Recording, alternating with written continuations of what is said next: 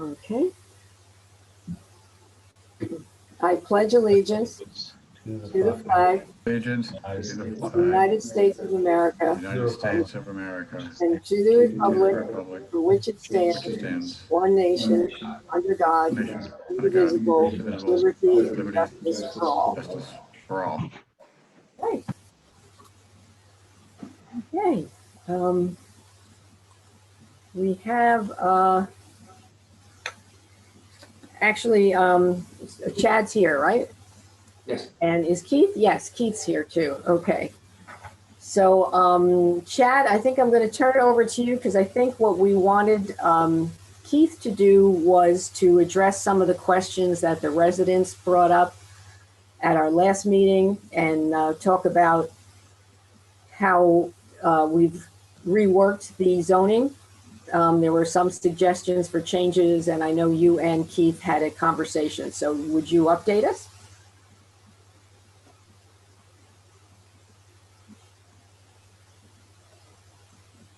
Chad, you there? Whoop. Sorry. Yeah, no, I thought I was unmuted and I couldn't get my thing undone. So yes, no, there were several conversations since our last meeting 2 weeks ago. We took the comments back from the various council persons at the meeting 2 weeks ago, as well as some of the members of the public. Also, we were able to get comments from our zoning officer, Jeff Price, on the enforceability of many of the items, and a collaboration between Jeff, Keith, who's on the line here today, John Zabo, Jeff Price, and myself. We then came with a revised document, and I know that Keith is here tonight, able to answer some additional questions if we have any.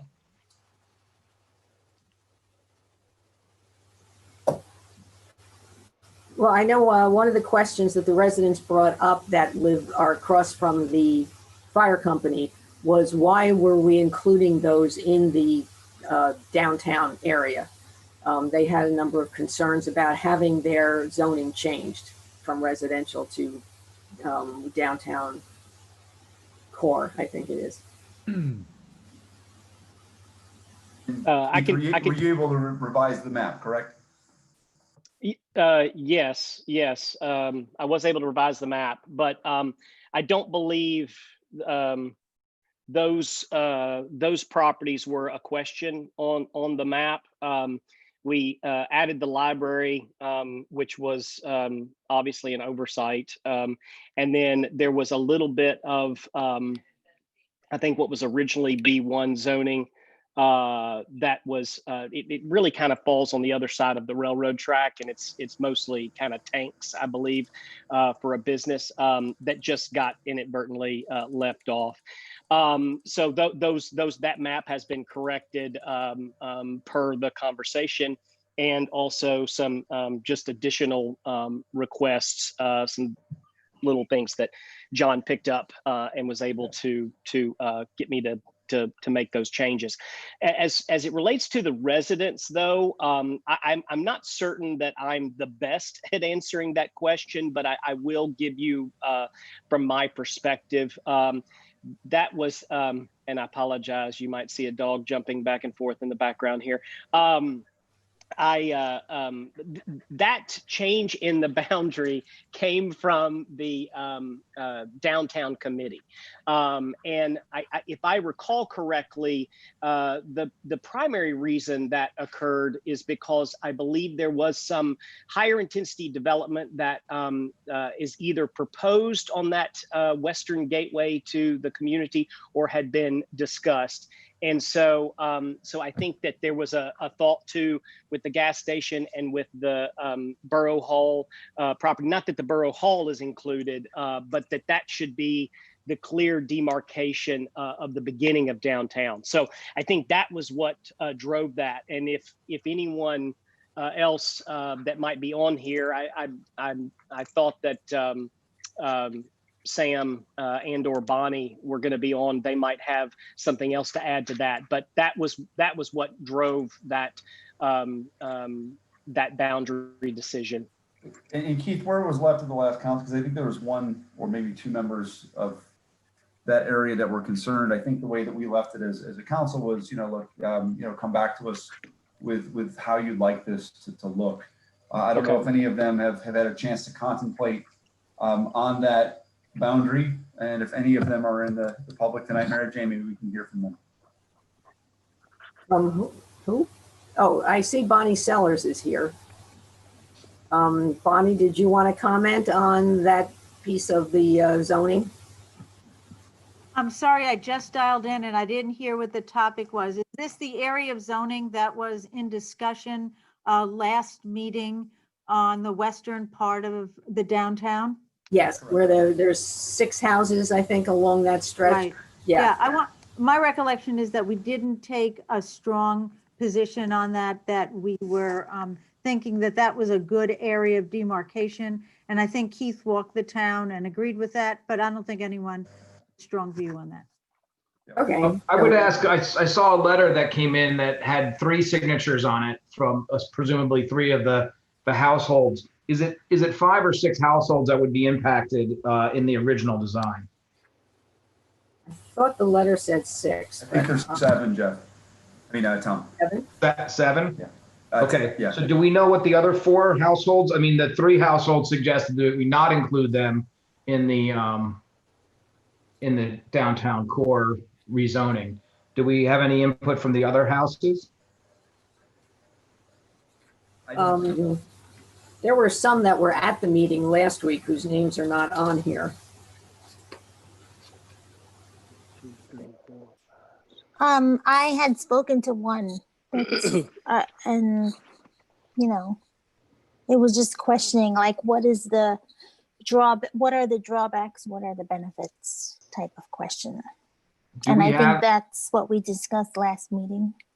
Yes. So I don't know who the right person, John Zabo or Keith Covington, to talk to the homeowners about pluses and minuses. That was one of the things I think we wanted to hear as a council, and we didn't know if it would, impact the perspective in any way of the people. Is there like a way that we can discuss what the pros or cons would be for changing zoning?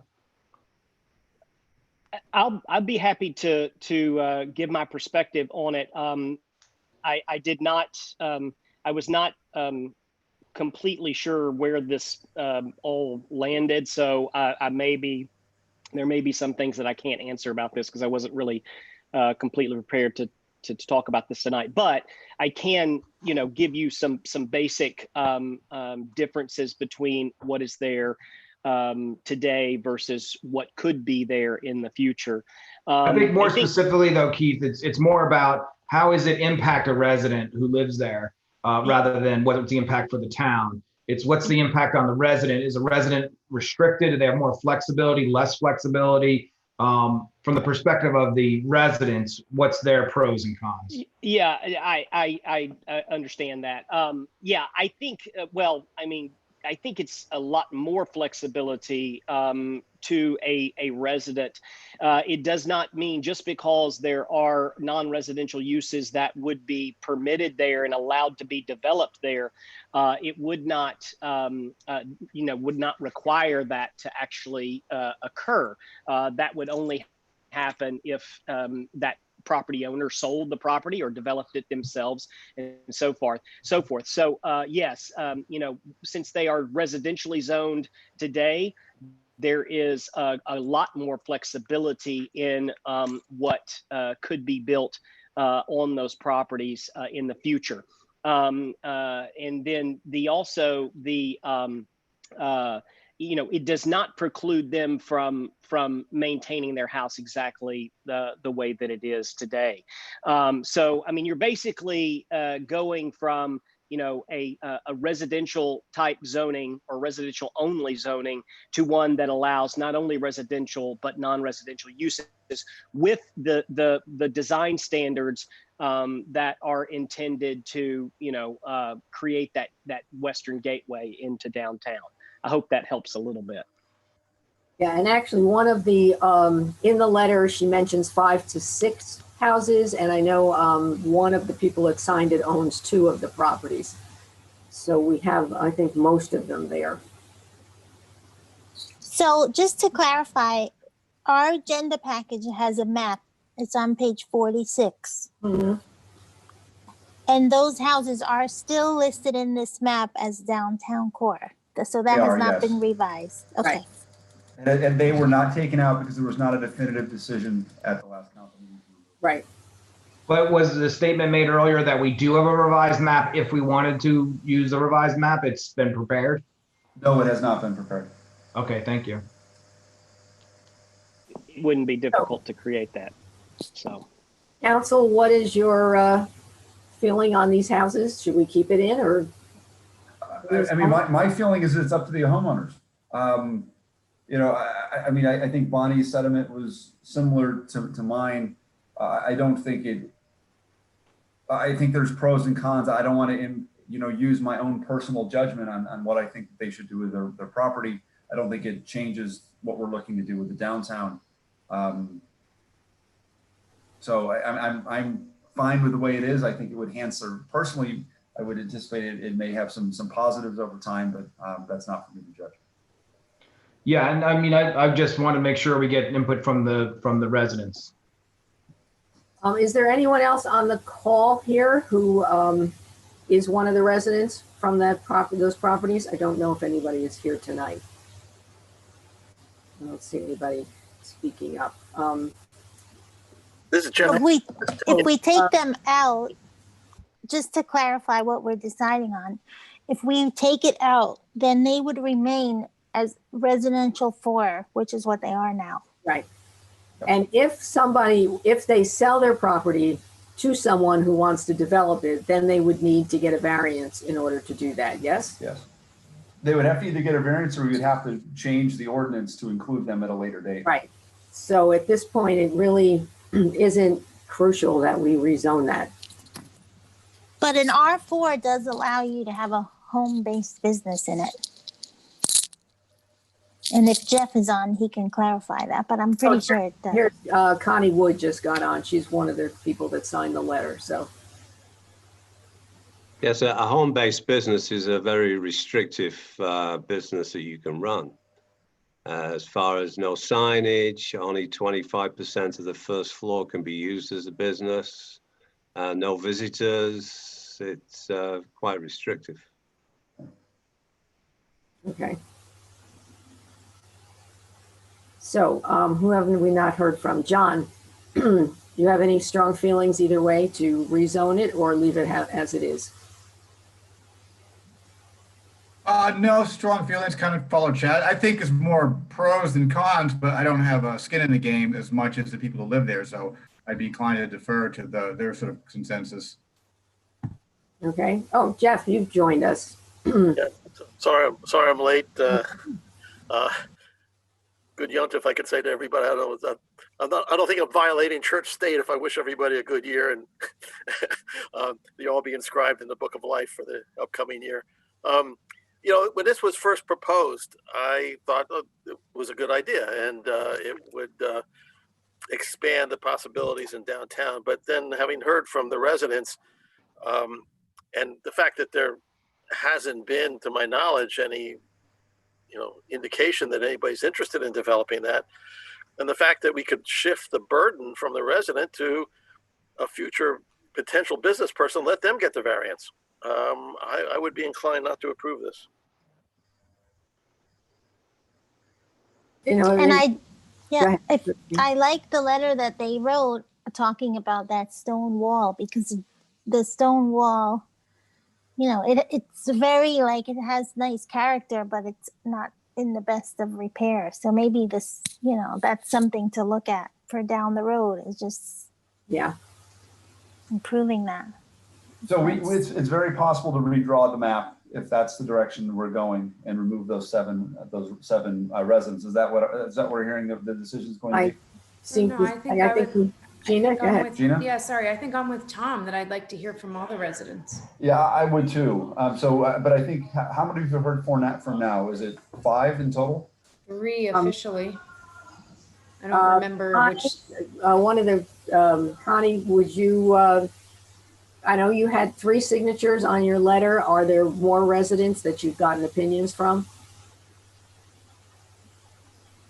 You're on mute. You're still muted.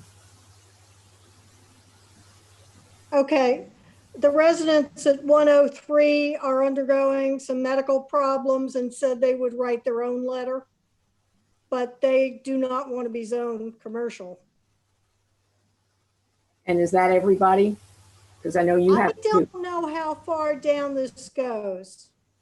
The people next to me, I've never met, they're brand new. And there may be another house or two, but I don't know them.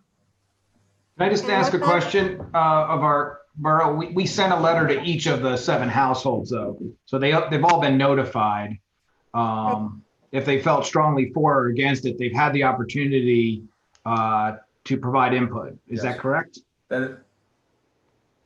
I believe so, but I was not the person that sent the envelopes out.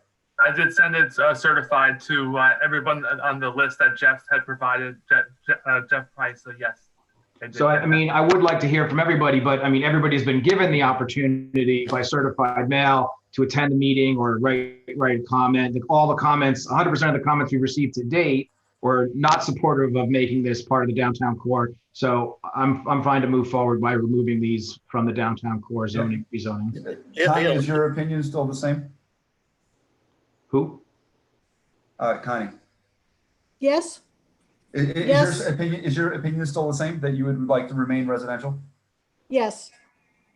Yes, and the Kelshaws at 105 and Robbie Rory and Robin Cleaver at 101 would like to remain residential.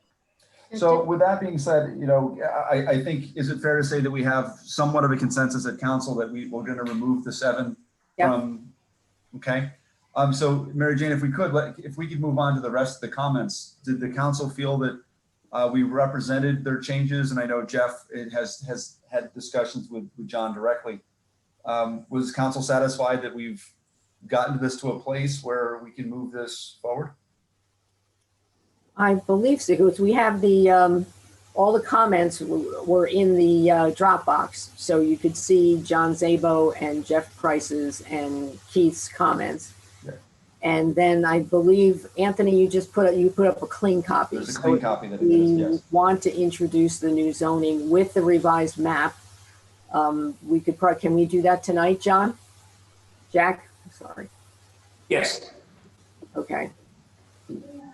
Well, I just had a question. Because I didn't know what those initials represented, and just for information, the people who are making the comments in the copy that was applied to us, one was an R. I can't remember what the other initials were.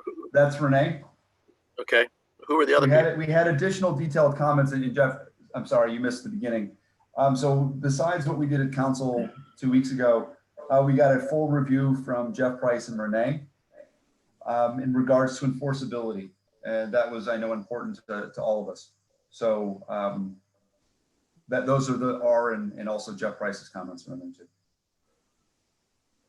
And we're just talking about now in terms of the zoning, not the signage. That's a separate discussion? This is correct? the signage is a completely separate ordinance and topic. Okay. Yeah. This is just for the zoning with the change in the map to take out those residential properties. Okay. When do we do? I mean, I guess I can do that now, or wait till we're Jack. You can introduce tonight if you wish, because you only have to introduce by title only. So, you know, I would have the zoning map revised as quickly as possible. But, you know, you can, and Anthony should, as of the date of publication, have the final version on file in case any member of the public wants it. Right. Okay. So, Chad, would you like to introduce that? Yeah, let me just find its number. And the official title. We have the official title. Yeah, Anthony, I don't see it in the packet. It's a separate file on Dropbox for introduction if the ordinance was to be introduced tonight. Yeah, it's a. All right, you're throwing us curveballs here, Anthony. Sorry. It's the number is 1852. Hang on, I'm pulling it up. I'm just going out of my existing. I have it if you want me to read it, Chad. If you could, Tom, that would be useful if you've got it in front of you. I move the ordinance 2020-1852, supplementing and amending the Borough Land Use Ordinance to create a new downtown zoning district with 4 downtown sub-districts with related zoning and design regulations, be introduced by title, passed on first reading, published according to law, and that a public hearing be scheduled for a meeting beginning at 7 p.m. on Tuesday, October 13th, 2020. And I just add to that as amended with the. As amended with the removal of the 7 residential properties on the west side of the downtown core zone. And I'll provide an enthusiastic second. All right. All in favor? Aye. Aye. Aye. Aye. Opposed? Abstentions? Okay, so thank you, Keith. You got us to this point, and we really appreciate all your help on this. Glad to help, and John was a big help too. We can get that map fixed really quick, so be looking out for that tomorrow. Okay. All right, great. Thank you so much. Thank you all. Okay. Now we're on approval of minutes for August 10th, September 3rd, and September 14th. Would someone like to move? I'll move. Second. All in favor? Aye. Aye. Aye. Opposed? Okay, good. This is the first of our open sessions for the public. If anyone in the public wants to be heard on something other than what we're having public hearings on, please give your name and address, and Anthony will be timing because we try and limit public comments to 3 minutes so everyone has a chance to ask their questions or make their statements. We will be having a separate public hearing on the walking path and also I think that's it, right? Yeah, the other is introduction. So that will be a separate public hearing. So any other topic other than the walking path at the Polo grounds, if you go to your participant list, you can raise your hand and we will know that you want to speak. Or type it in the chat if you don't see that. We don't see where to put raise your hand. Or do we have it? We don't have a chat, do we? Sorry. Anybody raising their hand? Hello, can you hear me? Who is that? Mr. Grimes? Edward Grimes. Ah, okay, go ahead. Yes, I'd like to speak about your ordinance banning medical cannabis. You have an ordinance that bans medical cannabis, correct? The sale of, yeah, for a facility in town. Right, okay. You're making it very hard for patients to get their medicine, especially people in wheelchairs, disabled war vets, kids with cancer. You're making their lives a lot harder when they already have a hard life. You're putting obstacles in front of them. You're putting, instead of putting the last first, like it says in the Bible, you're putting the last even further back than they already are in life, and you're hurting them. It's very difficult for someone in a wheelchair to even get a ride somewhere to get their cannabis there's only 7 dispensaries. And it's very difficult. I've seen this all over, and it's very hard. In that area, there has been a lot of, last century, been a lot of racism and a lot of bad racial stuff going on last century. And what I saw in the Freehold meeting and the Ocean County Freeholders was this is all continuing Jim Crow. The reason why cannabis is illegal is because of Harry Anslinger and his racist rants to Congress. Harry Anslinger went in front of Congress and said things like, reefer makes darkies think they're as good as white men. This was said to Congress. He also said there was 100,000 total marijuana smokers in the USA, and most are Negroes, Hispanics, Filipinos, and entertainers. Their satanic music, jazz and swing result from marijuana usage. This marijuana causes white women to seek sexual relations with Negroes, entertainers, and others. This is why cannabis is illegal. And it's disgusting that we are continuing, especially in today's age when we have all this racial tension and unrest, that we're continuing Jim Crowism. This is Jim Crow. We're continuing to keep Black people down with these laws, and women too. This is also a sexist law. When he was saying all this stuff, this is very sexist, this is very disgusting. And for Christians not to put the last first, and for Christians to not support Black Lives Matter, and to do everything to distract and deflect from what Black Lives Matter is doing. I've been to a Black Lives Matter protest, and I felt the spirit of God at that protest. It was very nonviolent. We kneeled for almost 9 minutes. Back in the day, there were Christians. Now Christianity has become politicized. There were Christians that used to leave church to go play African Dodger. And if you don't know what African Dodger is, that's where they would put a black guy behind a wall with a hole, and white people would throw baseballs at the black people's faces. And this is people would leave church to go do this. This is not right. And this is continuing today with this Jim Crowism. We have Republican Jesus and socialist Jesus. Now Jesus has become politicized. Are you kidding me right now? Are we really in end times where Jesus has become politicized? There is no left and right. There is no left or right. There's only an up or down, and you need to do the right thing and allow for medical cannabis in your town, not make these sick people have to jump through hoops. They already have a hard life. And as Christians, we need to put the last first. And I love how when councils and you all pray before these meetings, and I'm going to pray for you all that you do the right thing and help these people, help the sick and the dying, because that's what I do. I fight for wheelchair access. I fight for the sick and the dying. That's what I do. And I'm not making any money at this. I spend money doing this. So I want to thank you for giving me time here. They shall grow not old, as we that are left grow old. Age shall not weary them, nor the years condemn. At the going down of the sun and in the morning, we will remember them. That's timing right there. Thank you, Mr. Grimes. Can you just give us your address? 84 Hanover Road, East Hanover. Okay, thank you. Thank you. And thanks for sharing. Anyone else want to be heard? Okay, seeing none, I will close the public session. We will now, I'll open the public session on Ordinance 2020-1853, which is appropriating an additional $60,000 from the Borough Open Space Trust Fund for construction of the Polo Grounds walking path. Would anyone from the public wish to be heard on this? And remember, it's 3 minutes, please, and give your name and address. So would someone like to be heard on this topic from the public? Just hit the raise your hand icon. We seeing any, Anthony? No, don't see anybody. Oh, I see Steve Reynolds. Go ahead, Steve. Okay. You need to unmute. There you go. Hi. I'm just curious, the thought process, and maybe this has been talked about a bunch and I've been away, but the thought process of using porous asphalt for this walkway.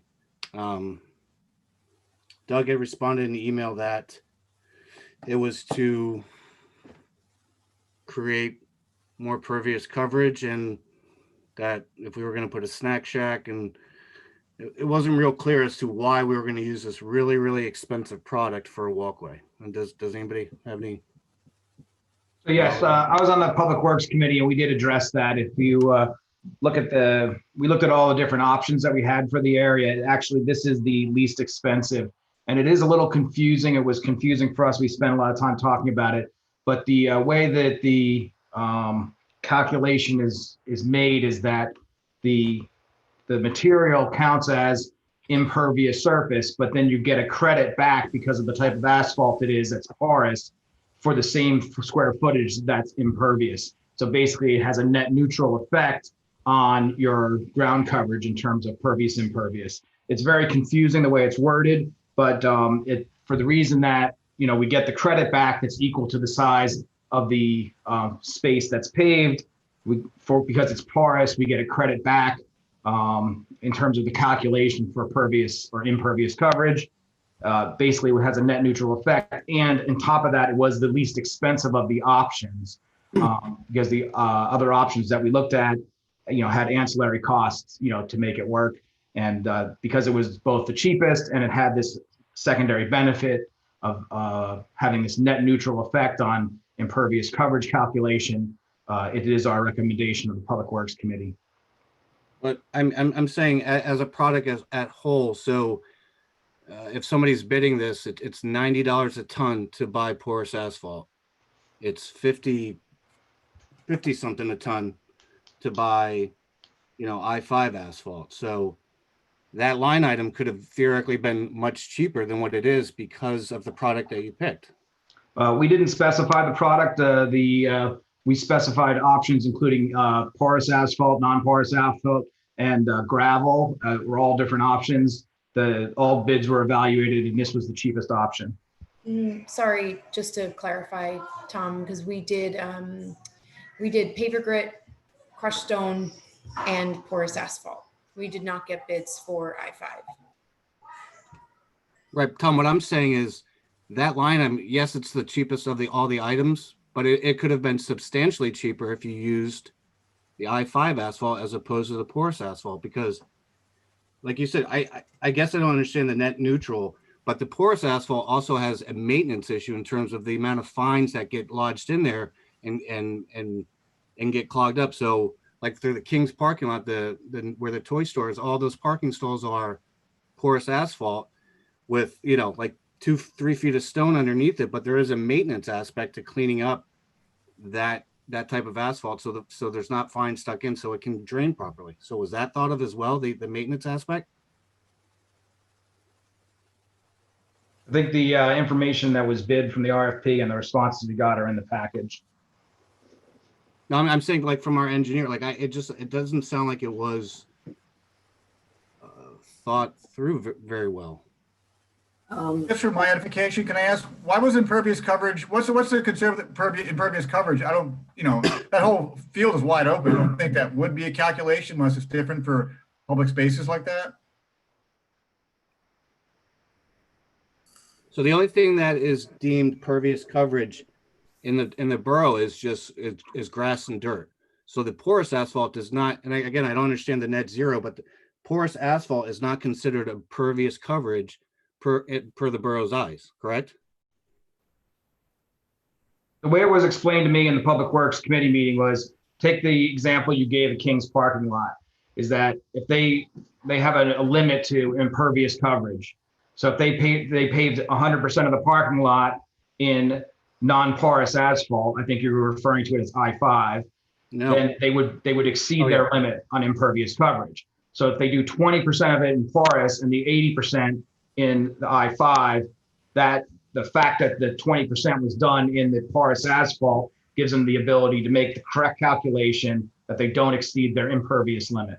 I don't think that's correct. I mean, I think that was more of a drainage issue. I don't think the Kings was part of it. That was just an example to illustrate the point. Right, but what I'm saying is that this product is not again, it's expensive. So the line item could have been much cheaper, and it's not serving the purpose. I mean, Doug's response was, in the event that we were going to put a snack shack or other structures on the site, we wanted to make sure our pervious coverage wasn't jeopardized, and that it doesn't hold any water. I mean, but it doesn't.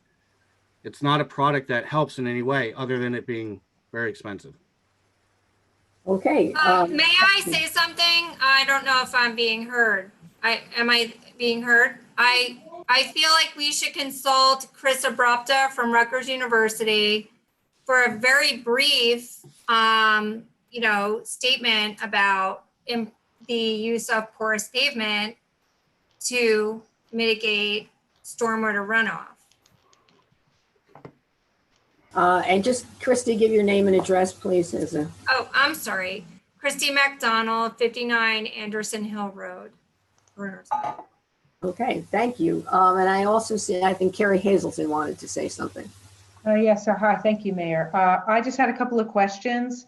When we're doing potentially this pervious pavement over the space between lower Polo and upper Polo that is now in turf, will we be addressing the drainage problems that exist in that part of the field really all the way along until you get to Evancow? Because it's wet there seasonally, and if we're going to be doing a path, I think at the same time we should be addressing the fact of that drainage that I believe a lot of it comes from the turf, we need to take care of that area, or we're going to have our asphalt or our pervious asphalt in the wet. I now understand. I would really prefer that it would be sort of a Naturar-like surface with grit. I'm understanding that that is more expensive from what Tom has said, but I feel like one, we need to address the drainage, and two, if we connect an asphalt-like surface or an asphalt appearing surface to the gravel on the other side, it's going to look like we didn't finish the job. It doesn't match what we already have on the other side, which I think we should keep, because it's holding it. People are able to drive on it. We can get people that have movement disorders can get to Evan Cow using that. We could have people drive to the field. But those are my two things: drainage and the appearance of basically doing half a path in asphalt and leaving the other half gravel. I think wouldn't be as good as having gravel on both sides. Thank you, Carrie. I don't see anybody else's hand up. Oh, wait, I do. Wait a minute. Heather Ike. Hi, guys. Heather Ike, 60. There you are. Okay. Hi, yeah. So I just wanted to address Lower Evan Cow and getting to the backfield. I mean, we do have a road there right now, but it's rocky. There's potholes in it. It's not certainly not easy for somebody with mobility issues to get to those backfields. So that's not really a solution for a wheelchair or somebody with a cane or somebody with a stroller even. I mean, it's difficult to get to those backfields in general. And I have a concern with this design that it doesn't really address that many issues that we have there. And it's not really taking into the property as a whole. I think it would be nice to know that this design is phase one of something larger, just a bigger plan overall. And right now, I just think it's going to look like, as Carrie had mentioned, a paved pathway to nowhere. It's just going to end, and it doesn't even get you to the back fields. So I just have a concern with the design in general. Heather, you are on the Recreation Committee, yes? I am. Has you discussed this at Recreation? Yeah, so we actually even were just emailing about it today, and I think everybody in general has concerns with the design. I think, Steve, would you agree? I think it's yeah. I mean, what was it thought of to do a loop around the turf field and make it connect? I mean, I guess the design for me, I don't agree with the product. I think it's awful that that's what for our engineering spec, and I don't think it was. If we're gonna do it, let's do it right. Let's do it once and let's do it right. And even if it has to be in phases, let's get a good comprehensive walking path loop that makes sense. I feel like this is not designed well. It's not put together well. Yeah, and I think running up the middle of the field or of the property just could impede us in the future for future design if we don't have something decided yet. And again, I think the expense of a paved pathway to nowhere, to the baseball fields, but nowhere else really, and then to connect to a dirt road doesn't really give a good walking path or ADA accessibility, or I don't think it really addresses much of what we need to be a benefit to spend all the money on this design. I agree that there should be a walking path there though. And I love that you guys are working toward developing the Polo grounds and working toward more down there and just moving forward, some progress. It's great to see. Okay, thank you. Anyone else? Oh, Ted Dolan, I see his hand went up. Yes, Mayor, I'm also part of the rec committee, as you know, and everything that Heather and Steve is saying, these are the two biggest areas. I mean, to be clear, that the rec committee is completely supportive. We want a recreation path, and we actually even looked at this when we were designing, years 6, 7 years ago when we wanted to design. We had a different turf design. We actually looked at putting the path around the backside of the field along that hill slope, the bottom of that hillside, and come around the back towards the scoreboard area. And that, I think that's one of the design options that we think should be considered, because it hooks into the Audubon trail that the borough invested in, that frankly, not many people know what's back there because there's really no clear, we should probably put some signage out there over near the gazebo. But that being said, at least it makes sense in terms of it makes the path a little bit longer. It may, it starts to fulfill, all the reasons that the public works folks and most of the council here, or most of the council folks here were recommending a path in the first place, which was to provide not only just a walking path, but walking, running, strolling, the ability to get back to different parts of the complex that you can, that some folks have difficulty to today. And the wheelchair example already came up. So it gives an alternative to those folks who aren't playing youth sports, quite frankly, is something, another reason to be up there. So again, we're very supportive of the path. It's just that the route, I understand why the route was designed the way it was, and it was to get access to that side of the softball turf, and it's to try and hook into some of the gravel roadways that are legacy there. But it just seems to me if we've got the opportunity to put a real put a better plan in there. Thank you, Ted. Anyone else wish to be heard on this? I don't see anybody else's hand up. Well, can I say something? So I guess I don't know if I was answered. Like I still don't understand, Tom. I mean, I guess it was a recommendation to you guys, I guess, from Furrow, but like why were you using this product? I think there was been discussions about drainage in the fields that was brought up by the Environmental Commission about drainage in the area. Contributing more impervious surface was considered not be the best advisable approach. So is that who? We talked about it on Public Works Committee, and this was how the RFP was written. I mean, I think Doug responded to you about it, and it had a lot to do with not adding to the drainage problem that already exists there.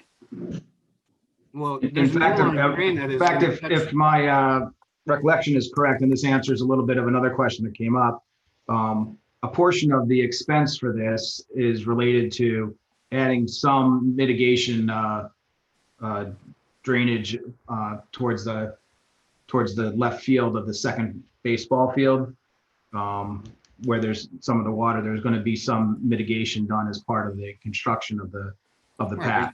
So that's a portion of the cost. There's an inline drain there, but like the surface that it shouldn't be a 10 or 12 foot walkway, but a normal walkway isn't going to generate a tremendous amount of surface water that's going to jeopardize the field. I mean, so thank you for your input, Mr. Reynolds, but I think I explained to you why we did it the way we did it.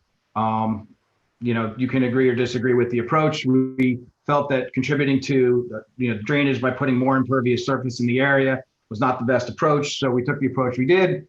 That's how we resulted in Doug's rationale was saying that it was to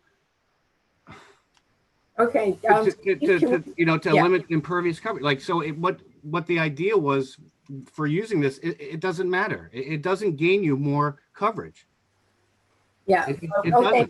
Can we stop here? Just ready, Steve. I understand what you're saying. So my last suggestion would be to throw this design out, get a new design, and get a new RFP, and don't waste the money on this design, because I think it's a terrible design.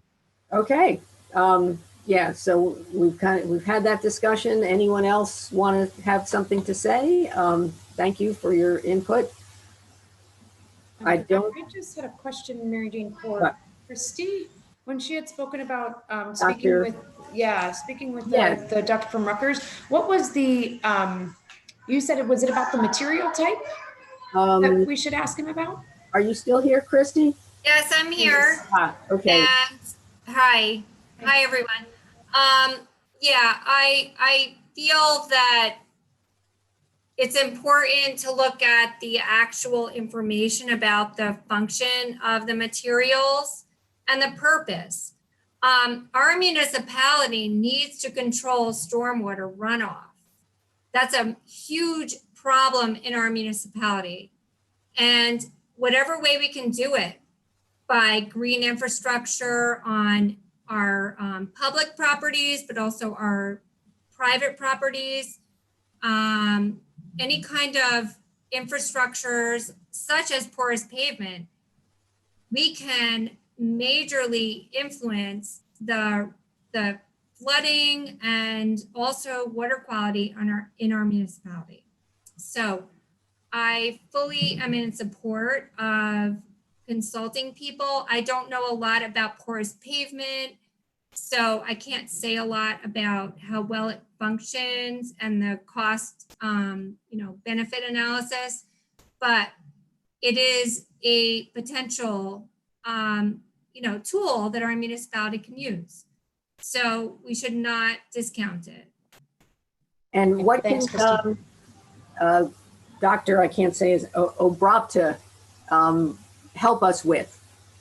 I know he did help with the rain Dr. garden. Abrapta, Chris Abrapta, Chris for short, and he's so personable. He has helped us with all the rain gardens we're putting in town. Mm-hmm.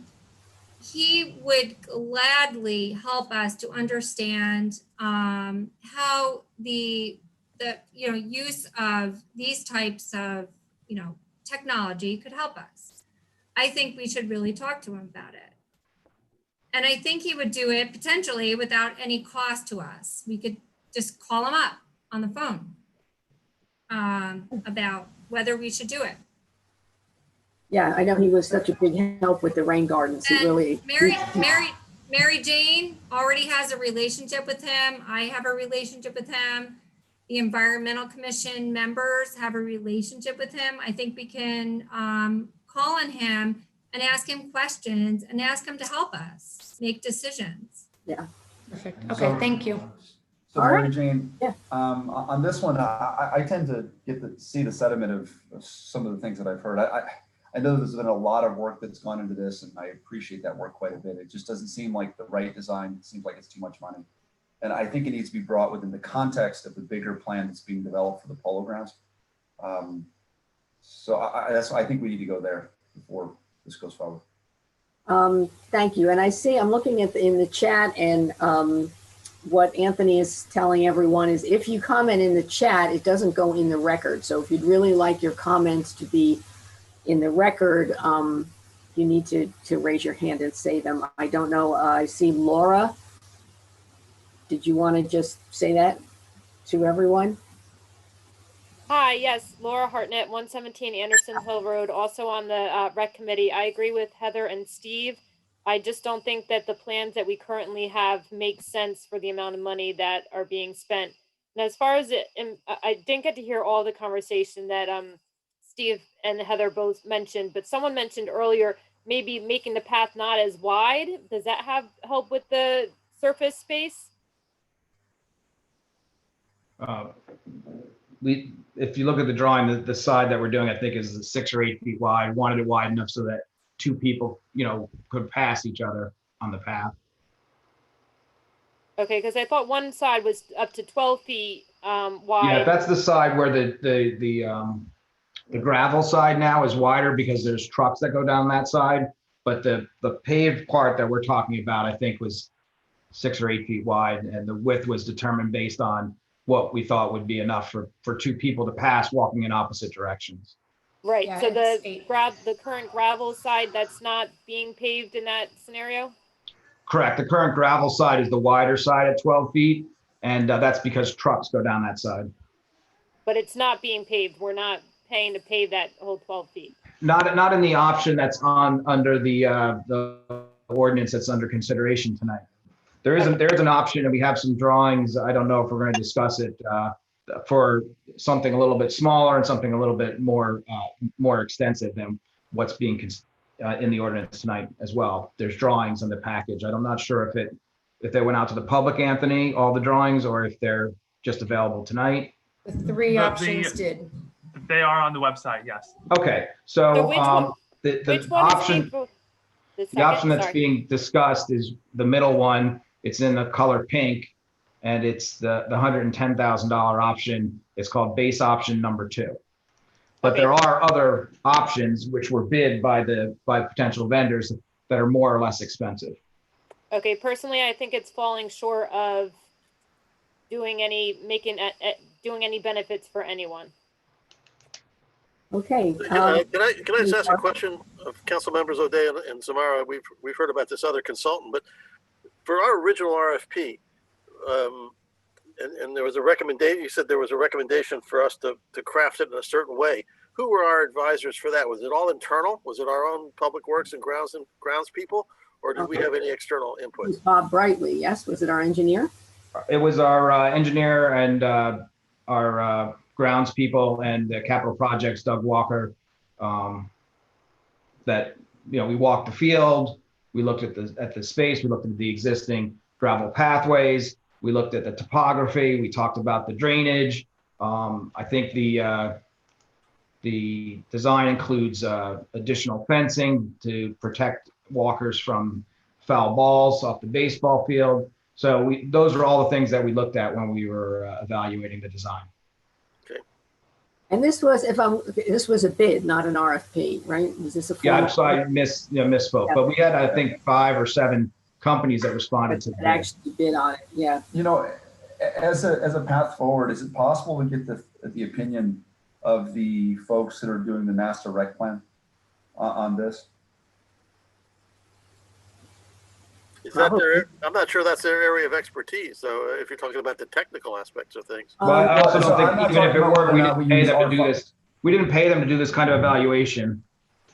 There was actually, I think if we remember, there was an option at the end where they were going to recommend stuff for us to do. And I think we didn't pay for that option. Okay, well, right now we're still in the public session. Are there any other questions from the public right now, or comments, or anyone else want to weigh in here? I guess I just wanted to put what I had in the chat onto the record. I've been doing a lot of thinking about this. I'm torn on it. I feel like this is something that we could do fairly quickly, and people that have been hankering for a path could have a path. But I think honestly, it's pretty short. It could be good for little kids on trikes for a little while. As soon as they learn to ride, which they could do elsewhere, they're going to be off that. There are better paths available locally. We're not going to be Dunham. We're not going to be Pleasant Valley. We just don't have the real estate. But I do feel also we could do it quickly, and other options would take more time. So people would have a little bit less opportunity to have quick satisfaction that we're doing something about something that everyone wants to have more walking paths. We're all walking. We're all staying home. We're all trying to stay local. And this would be something we could use. But is it in the long term going to be a really good benefit for us? And it's so much more expensive than you'd think to do half a path. That's just my thinking on it. Okay, thank you, Carrie. Anyone else, or are we good? Hi. Oh, go ahead, Christy. I'm fully in support of Carrie and what she's saying, because our municipality needs more outdoor opportunities where you can go out your door and you can actually engage in outdoor activities and ride your bike long distance without having to be on a road, hike on long distance, see wildflowers, walk along a path. I think it's a really great opportunity. So I think it's amazing, and I hope we're going to see that happen. I will also want to highlight an issue that's upcoming in our municipality and this region is the spotted lanternfly. Many of you have probably heard about it. It's a beautiful spotted.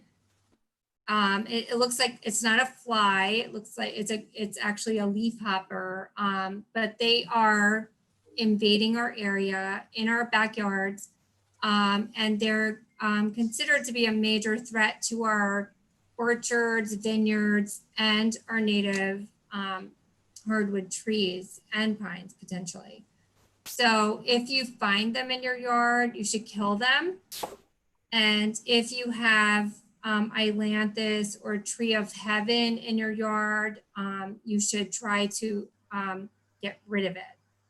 So you can go on www.raritanheadwaters.org. We are going to have information there published that you can find information about how to get rid of it, and links to good methods for getting rid of their host plant.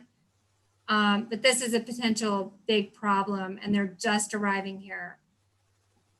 So I just want to let everybody know about them. Okay, thank you. Yeah, I think everyone's experiencing them now. So yeah. Okay, anything else on the path? Yes, Mayor Canosa, I'm sorry. I just want to stress that I think that the drainage problem on Lower Polo has to be addressed when we're doing a path.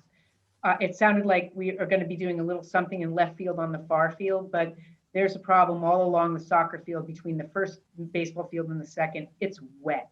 And so when we're doing it, we've got to address that drainage problem, or we're just going to be buying us problems with our path down the line. Thanks. Okay, thank you. Okay, I think we're done with the public on this. So I will close the public session. Christine, would you like to move this unless there's... Well, I would just like to add a little bit about, you know, we didn't ignore any of the feedback from the rec committee, and it was responded to by, you know, by Doug. And just to kind of reiterate the reasons why the porous asphalt was chosen, was it had to do with drainage. And so if we were to take an area that is known to have drainage issues and put asphalt that won't drain, then you're creating a bigger problem. So as far as the location of the path and why we chose it, sorry. This is my third Zoom meeting for today. Why we chose it was just to maximize or kind of use what was already in place and add to it. And, you know, the time that was spent walking it that was our thought process anyway. The last thing I'll say is about the ADA compliance. You want to have a flat, sturdy surface for ADA compliance, but it does not mean paved. So that's kind of, I don't want to say misconception, but just automatically your mind says, okay, well, if it's ADA compliant, then that means it's like a road, but it's not technically the case. So just to keep that in mind too. As far as the bid results go, in your packets, you'll see that the maps are color coded, and they indicate that there's a full loop can be achieved, but it's obviously going to be more expensive. So if anyone would like to just discuss those, I'd be happy to talk about that. And I know that later this evening in our agenda packet as well are the results of the rec survey. So I'm not sure if we want to bring that up now, but not to my surprise, most people really want some place to go walk. And I think if those results are indicative of what residents are saying, then this walking path, or, this is what we're going to be spending a lot of our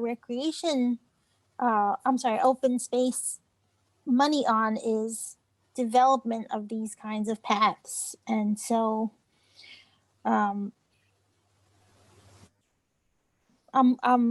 I would like to listen to what the council has to say. And again, pages 49, 50, and 51. Page 51 has the full loop of the visual of what it would look like on paper anyway. And as far as the location goes, I mean, I'm open to hear why this is not a good location. Maybe I can. There's a couple things that I have. Second, first. Yeah, you have to move it first and second, and then we have our discussion. I'm sorry, I thought we already moved it. Sorry about that. read it from the agenda there? Yep, I got it. Give me 1 second. Ah,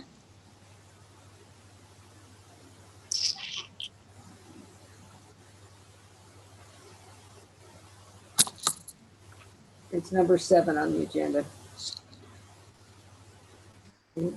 yeah, when I was looking at the maps, everything zoomed tiny. So now I got to bring it back.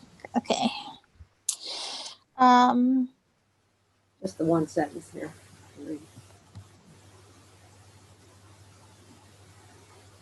Why can't I find it now?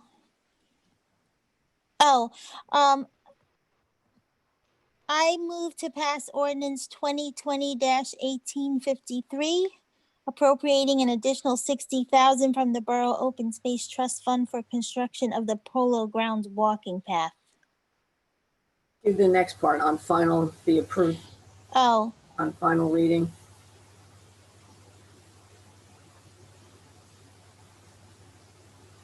On final reading and adopt as published. Yeah.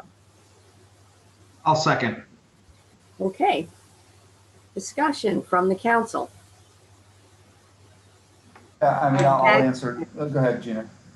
No, I was going to say, Chad, go ahead. You had started, so. Yeah. No, I mean, so my instincts on this say that I think we can do better. I think it needs to be more thought into a more comprehensive plan. I agree that the recent survey suggests that walking paths is the direction that we need to go on. And I think we need to think of this in the context of a bigger plan. This seems as it's come, because I fully support the idea of having more walking options at Polo. This seems to be, I don't want to use the word rush because it was well thought, premature in the context of a bigger plan to move that forward. And I'd hate to move this forward and make a mistake and box us into a direction that in 3 to 4 months, we'll have a better idea in regards to what we need to do. I think if people are looking for a more comprehensive plan, page 80, wait a second, page 51 of our deck shows a more comprehensive version, which actually paves the entire loop. So you have a 360-degree loop around the 2 lower polo grounds, the 2 baseball fields. That is a more comprehensive plan. And you know, to Councilwoman Zamaro's point, you know, I'm open to the idea that there's a better pathway, but I mean, this is a path that goes around the outside of both of the fields. You know, going around the turf field, you know, would be another option, but I don't know that it's inherently a better option. It may be an equal option. And Tom, I just think that, you know, but as we talk about this, we should look at pages 49, 50, and 51 together in case there's something within the range of things we've already got bids for that might be something that we want to pursue. But see, I even have questions if we bid the right thing at this point. You know, I'm not an expert in this area and I rely on the experts for these things. This intuitively seems inappropriately priced. And I know we have a certain process we have to go through as a municipal government. However, it doesn't the dollars and cents don't logically add up for me. And why is that, Chad? I mean, can you explain that? Because we got 5 bids, as I understand it. I think we got more like 7 bids, and you know, we went to the open market. It includes some drainage work. It includes some fencing. It includes paving. You know, there's obviously some, you know, topography work that needs to be done. There are underpinnings. So you know, I agree. It does seem expensive to me, but you know, if we put it back out there, the same companies are likely to respond again, you know? And the other question that was brought up was about putting it in a different location. And one thing to keep in mind is that there's an area which is behind, going towards the area that is wooded behind the turf field, which has water and would require the DEP permitting. And that is where we were going to potentially run into a lot bigger of a cost. And that had a lot to do with why we chose the path that we chose, so that we could reduce the cost and not expend any additional monies getting a DEP permit. And in terms of it being rushed too, I'd also just like, this has been more than 12 months of work.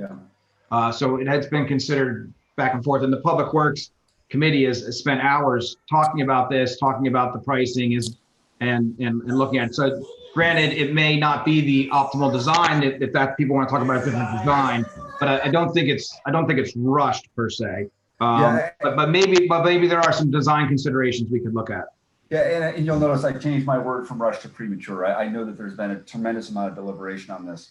I have to say that it's concerning though that, you know, I'm hearing our rec committee and several members of them seem to have some questions. Now I don't sit on either, so I have to rely on folks on both the Public Works and the rec committee for those opinions. Well, if I may, what we're hearing from the rec, at least what I heard from the rec committee, is that the plan wasn't expansive enough as it was provided, and I would agree with them. This has been something that's been discussed. Certainly, I've discussed it since before I even joined the council. I think this is a must. Let me start out by saying I think this is a must-do. It's something that would benefit almost virtually every member of the borough, and we have and Councilwoman Zamara alluded to the survey. The survey wasn't just suggestive; it was overwhelming that this is the desire of the community.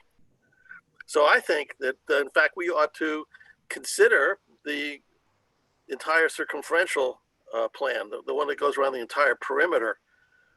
Is it more expensive? Absolutely, but it's money well worth spending. It's going to be, I think, money that's we'll be proud of. If we're thinking about the Polo grounds as being sort of one of the gems in the crowns of our recreation department, this is one of the ways to do it. You know, right now it doesn't look good, and if we do it halfway, it won't look good either. I think we should do the entire perimeter. And I was down there today. I went down there today in advance of this meeting just to walk it again. I walked there frequently, but I did it again. And when I was down there, there was a mom with a stroller, and she was struggling to get through the gravel.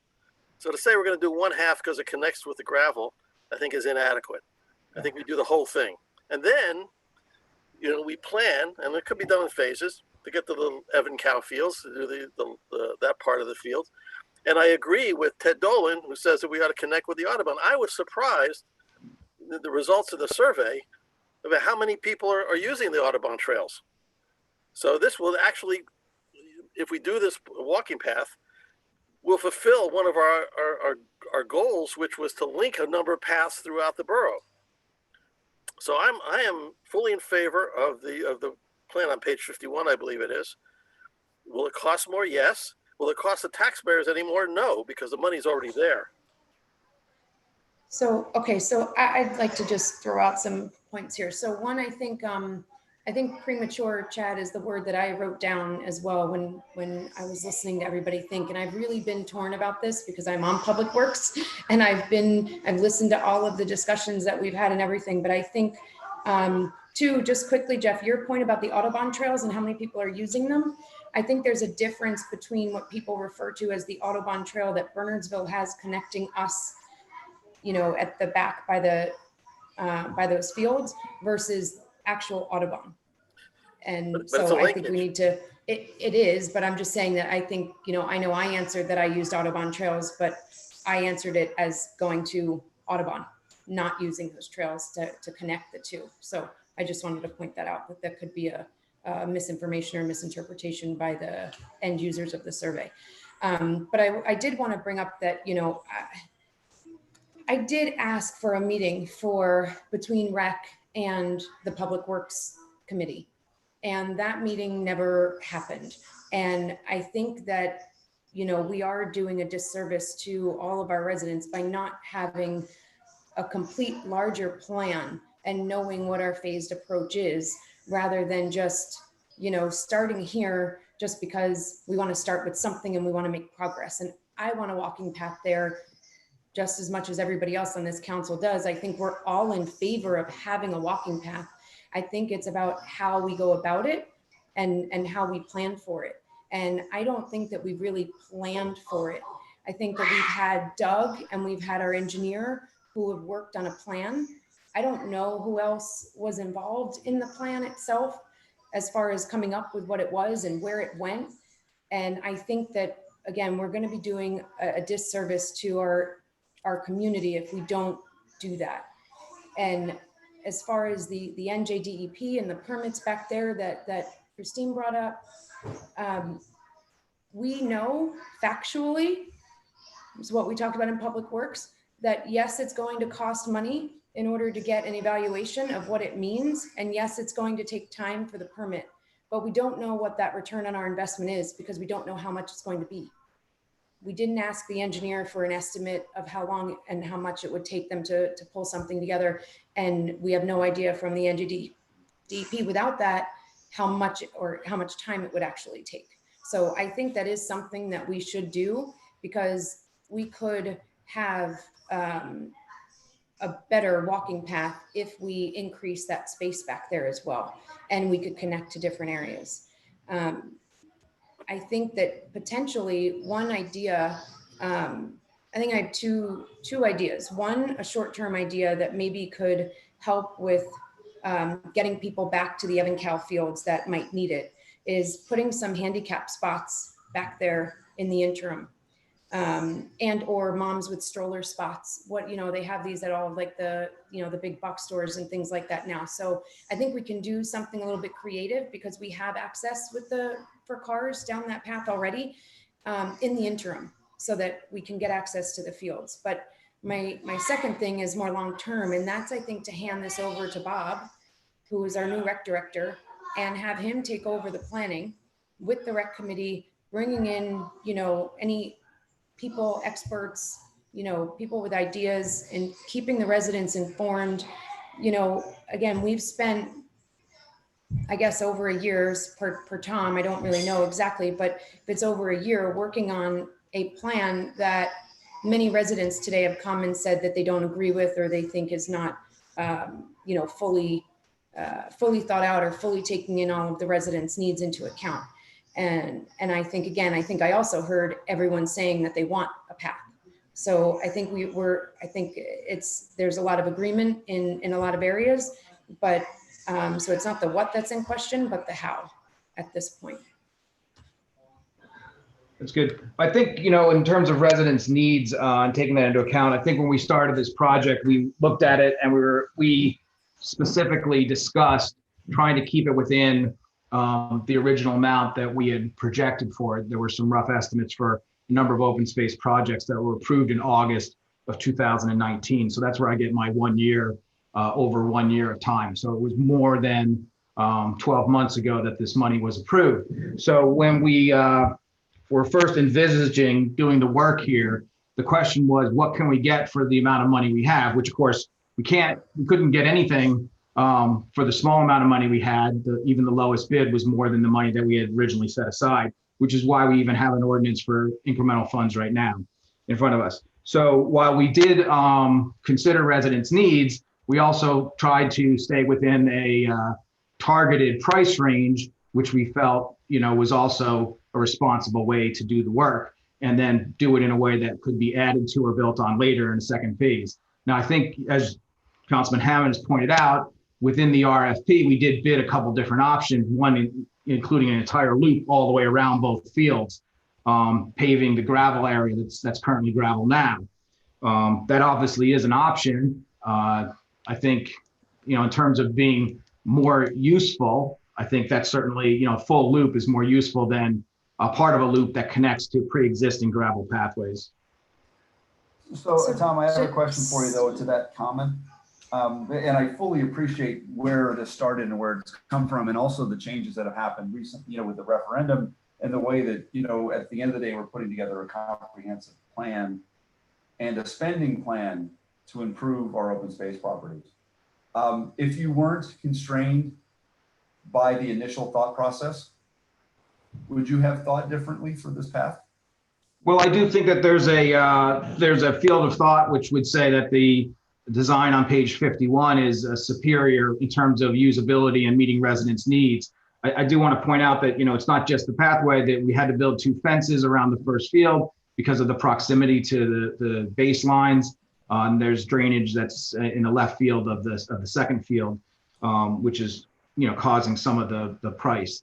So yeah, I mean, if price were not a consideration, I think the full loop makes more sense. And I do think even if price is a consideration, the full loop is, in the big picture scheme of things,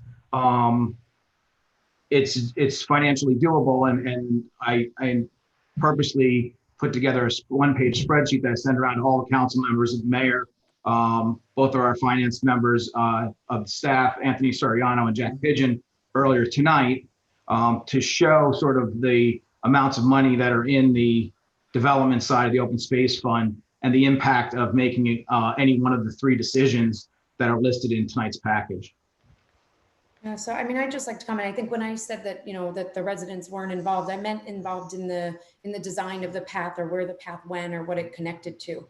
I think once we got the initial kind of ideas from the residents, then it went kind of to engineering and with our own internal departments. So that's what I was referring to. And rec committee wasn't involved until after we already had, all of the plans. Kind of right. I just wanted to clarify that the original direction to our internal staff, engineering, yes, Doug Walker, was, what can we do that's kind of within the scope of what we have available to us funds wise? The answer was not very much. And then the second question was, well, what can we do? And that's why we went out to bid on a number of different options instead of just one solution, because we didn't know what kind of costs we were going to get back. But in terms of, we didn't start with what would be the world's best walkway, that we could do. It was more from the standpoint of what can we do in the scope of what the funds we have available. And I'm not suggesting, I mean, look, where I stand on fiscal issues, money's no object here. I think the good news here is we have a broad consensus, and a lot of people like this idea. I think there's not enough consensus to move forward with what's been proposed, because there's too many important differences and significant and meaningful differences between people otherwise agree on the concept. Yeah, I guess I'd like to see, I mean, if the pathway that's on page 51 isn't a desirable pathway, I guess my question would be, what is a desirable pathway? Yeah, I have that same I'd like question. to ask John Donahue. I mean, when you talk about the plan that's being forwarded, is well, I have questions about the cost. There's actually there are three plans actually. Well, I have a question about the cost. I mean, the I-5 or what the cheaper aggregate is. I mean, are we that close to our pervious coverage limits that became a consideration? When I first looked at the one plan, it's kind of a path to nowhere. And also, I'd like to take a moment, take a step back and weigh it up against, we've got the Minebrook Road property and Peters Track, and just see where this is, takes pride of place, but just make sure we spread our peanut butter evenly across the bread and not lump it in a place when we want it somewhere else. Well, I'll point out that, the Minebrook property is it's in its infancy, and so we don't really have a plan for that at all.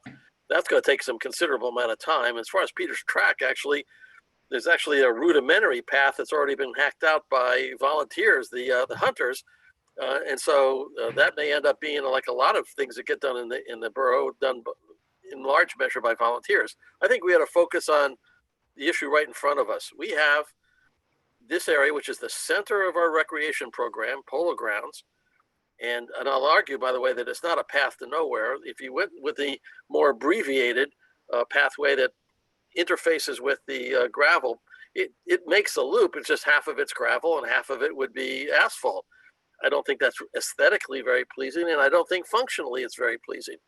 I'm a strong advocate for looking at the more complete plan. And by the way, that was only considered because we felt we had a certain budgetary constraint, which has been lifted from us to some extent by the results of the survey. The survey gives us clear direction what we need to do. Can I just interrupt for a minute? Dad, can I hang on there just for a second? I just want to ask Jack a question. On the ordinance that's in front of the council to vote on. Yes. Is this on a particular plan, or is there an option for other plans? Or is this limited to a plan? It's limited dollars. So if we're going to do a more expensive plan, we'd have to either amend this ordinance or adopt another ordinance appropriating additional funds. So Jeff, that was my The point that I was amount going to make. for the halfway paved. Yes, it's my understanding this is approximately $110,000 total. Okay, I just wanted to be sure. The plan that's being discussed this evening. Thank you. So Jeff, that was going to be my point when considering tonight's agenda package. I considered the only path as an option was the one within the $110,000 budget line. I too actually was down there for a soccer game for my son on Sunday, and I looked at where it was going to go. And again, not being on either the Public Works or Rec Committee, the consideration of interest was the shorter, non-complete path. So I'm not ready or able to vote on anything other than the one that I considered for this evening. Which is just to be fair, especially with that kind of expenditure, I need to do more due diligence. What do you want to consider then? I'm a little confused. Which is the one you're proposing? So if we're going to do pass down at the Polo ground, I want to consider a complete option that connects the entire area. Okay, I agree with that. So if I'm not satisfied, Jeff. If everybody would be happy, if everybody's happy with the idea, let's just say for the sake of argument, that we're in agreement, everybody's in agreement for a path. And we would prefer the full circuit as opposed to a partial circuit which connects with the existing gravel.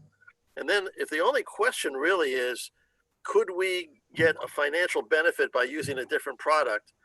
What would be the problem of going forward with the proviso that we consult with Dr. Abrupto to see whether he could, I think that was his name, who could give us some input on that.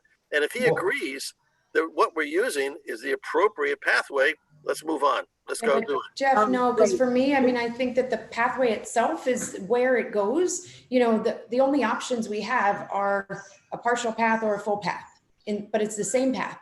It's not a path that considers connections to Audubon and everything else. It doesn't consider going over back where the wetlands are from the NJDEP and talking about that either. So that's where I would say we need to consider the actual. Actually, you can't, because we have a bid with a specific product, we can't change the product now without having to rebid and change the specs. Is that correct, Jack? Yes, we could award one of the other alternates in the bid, and I don't remember all the alternates, but I'm not sure that Halicon, I think that's the name of the contractor who was the low bid on this scenario, would still be the low bidder.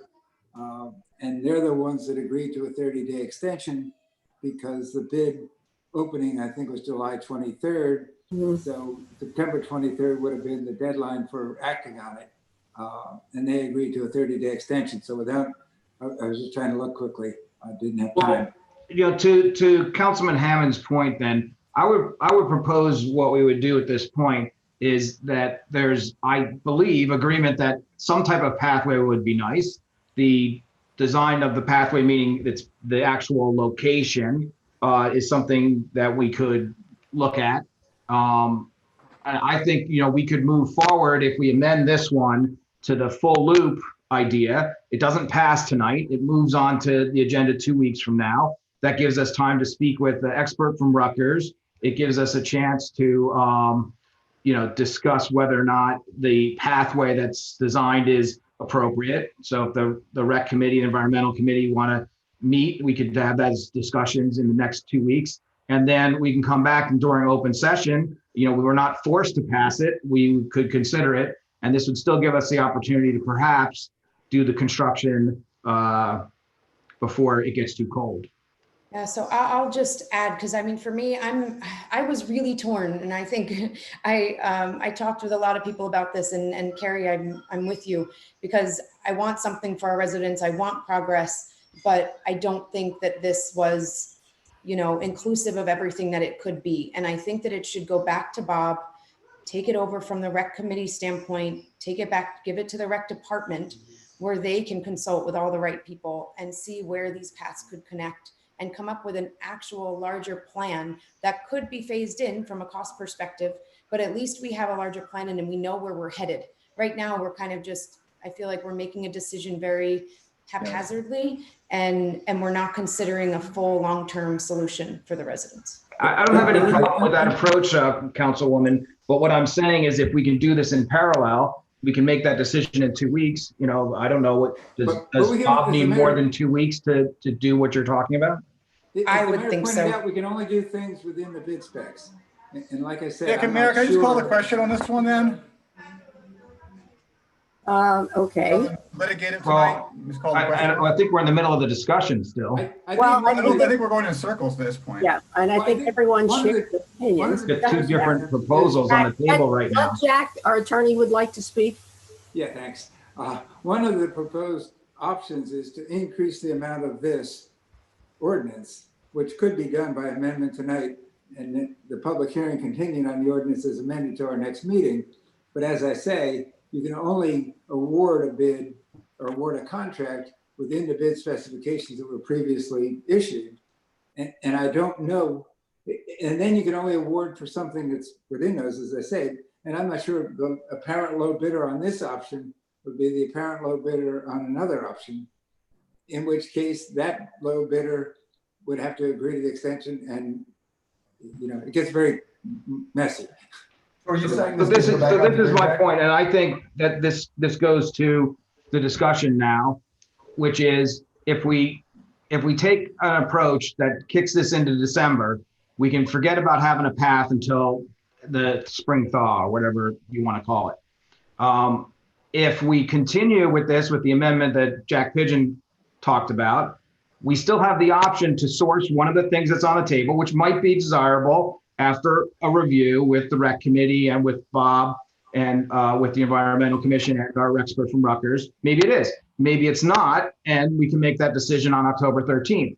So all I'm saying is let's keep our options open, and you know, let's not throw this out right now, because I'm still, and I think there's some other people, I'm still wondering what better pathway there is, or what pathway exists in a larger plan that doesn't include this loop. I think some of the residents said that. Prohibitively expensive. It sounded like what Jack said, though, is trying to amend this is going to be very complicated, and it will end up with no bids at all, because we can't use the old bids if they haven't been given that 30-day notice. No, what Jack was talking about was what Councilwoman McCready was talking about. A different pathway, a different material, a different location, DEP permits. What he was saying was we can't amend it to do that kind of thing. But what we can do is we can amend it to say that it's at the higher value of the full loop, which has already been bid. And between now and then, we can review that design with the public, with the rec committee, with the environmental commission, and with the expert from Rutgers to talk about the material. And one of the options that's already been bid could be approved on October 13th, because it's within a 30-day extension and it's already been bid.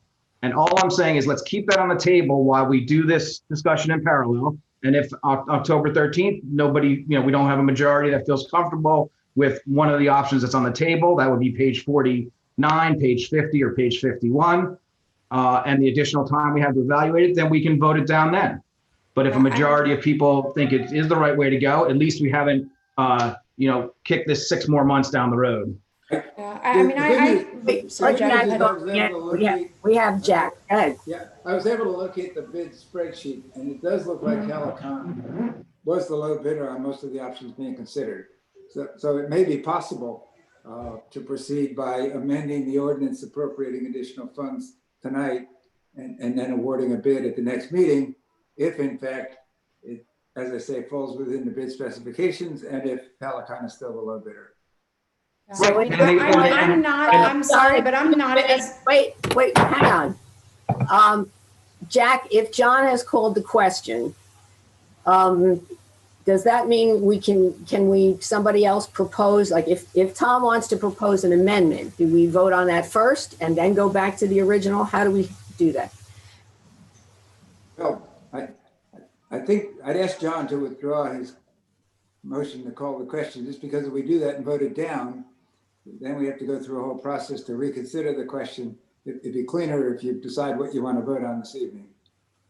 Yeah, I mean, so for me, actually vote on, if Tom proposes an amendment, then we actually take a vote on that. As long as that's all right with John, he's got a motion on the table. And his motion was to consider the ordinance as in the agenda. It was never seconded. That's true. No, it wasn't. Okay. So I think We that we didn't should vote just on vote. the introduction either. I mean, we didn't vote on it. Well, no, he just moved the question, which would mean then it would need a second and then we would vote. To move the question means to, let's call the vote. Yeah, require a vote. I would say let's just go to vote then, because for me, I mean, after hearing all of the residents tonight, I am not in favor. We have put the rec committee through hell this year, having them do things in 2-week timeframes over and over and over again. And it's not fair. They're all volunteers as well. And I don't think that, you know, we should only give them 2 weeks to look at this. So are you seconding John's motion? Yeah.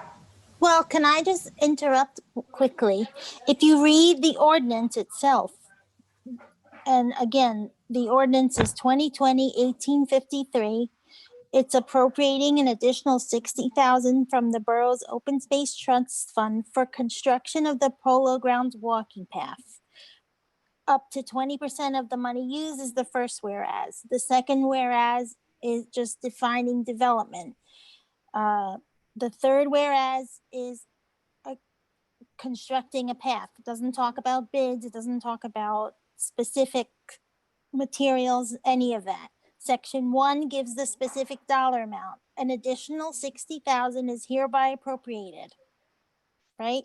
Section 2, this $60,000 supplements the $50,000. Section 3,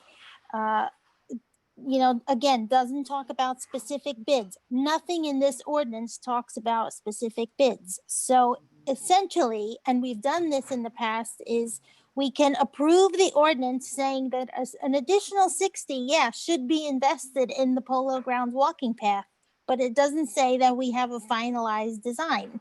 So when we come up with it, the money will be there, just like the 50,000 is there now. But the problem is that bids were issued, and there's a resolution later in the agenda to award it to Halicon for $109,000. The only amount appropriated at this point in time is $110,000. So if you adopt this ordinance as written, appropriating $110,000, you won't be able to appropriate any more money until the second meeting in October, as a practical matter.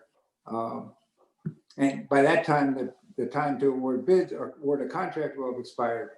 You know, I would suggest you do one of two things. Either you vote down this ordinance, if that's your desire, and then reject all bids at the next meeting, or amend this ordinance to appropriate additional funds, pull the ordinance awarding the contract, and consider a resolution awarding the contract, and consider a resolution at the next meeting awarding it for more work. But I think those are your only two realistic options.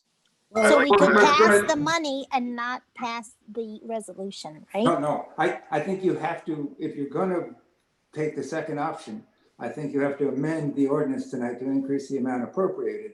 Right. Ralph won't be able to certify the funds to award a contract in an amount higher than $109,000 at the next meeting. Councilwoman Zamar is asking, Jack, can we approve the ordinance and not the resolution tonight?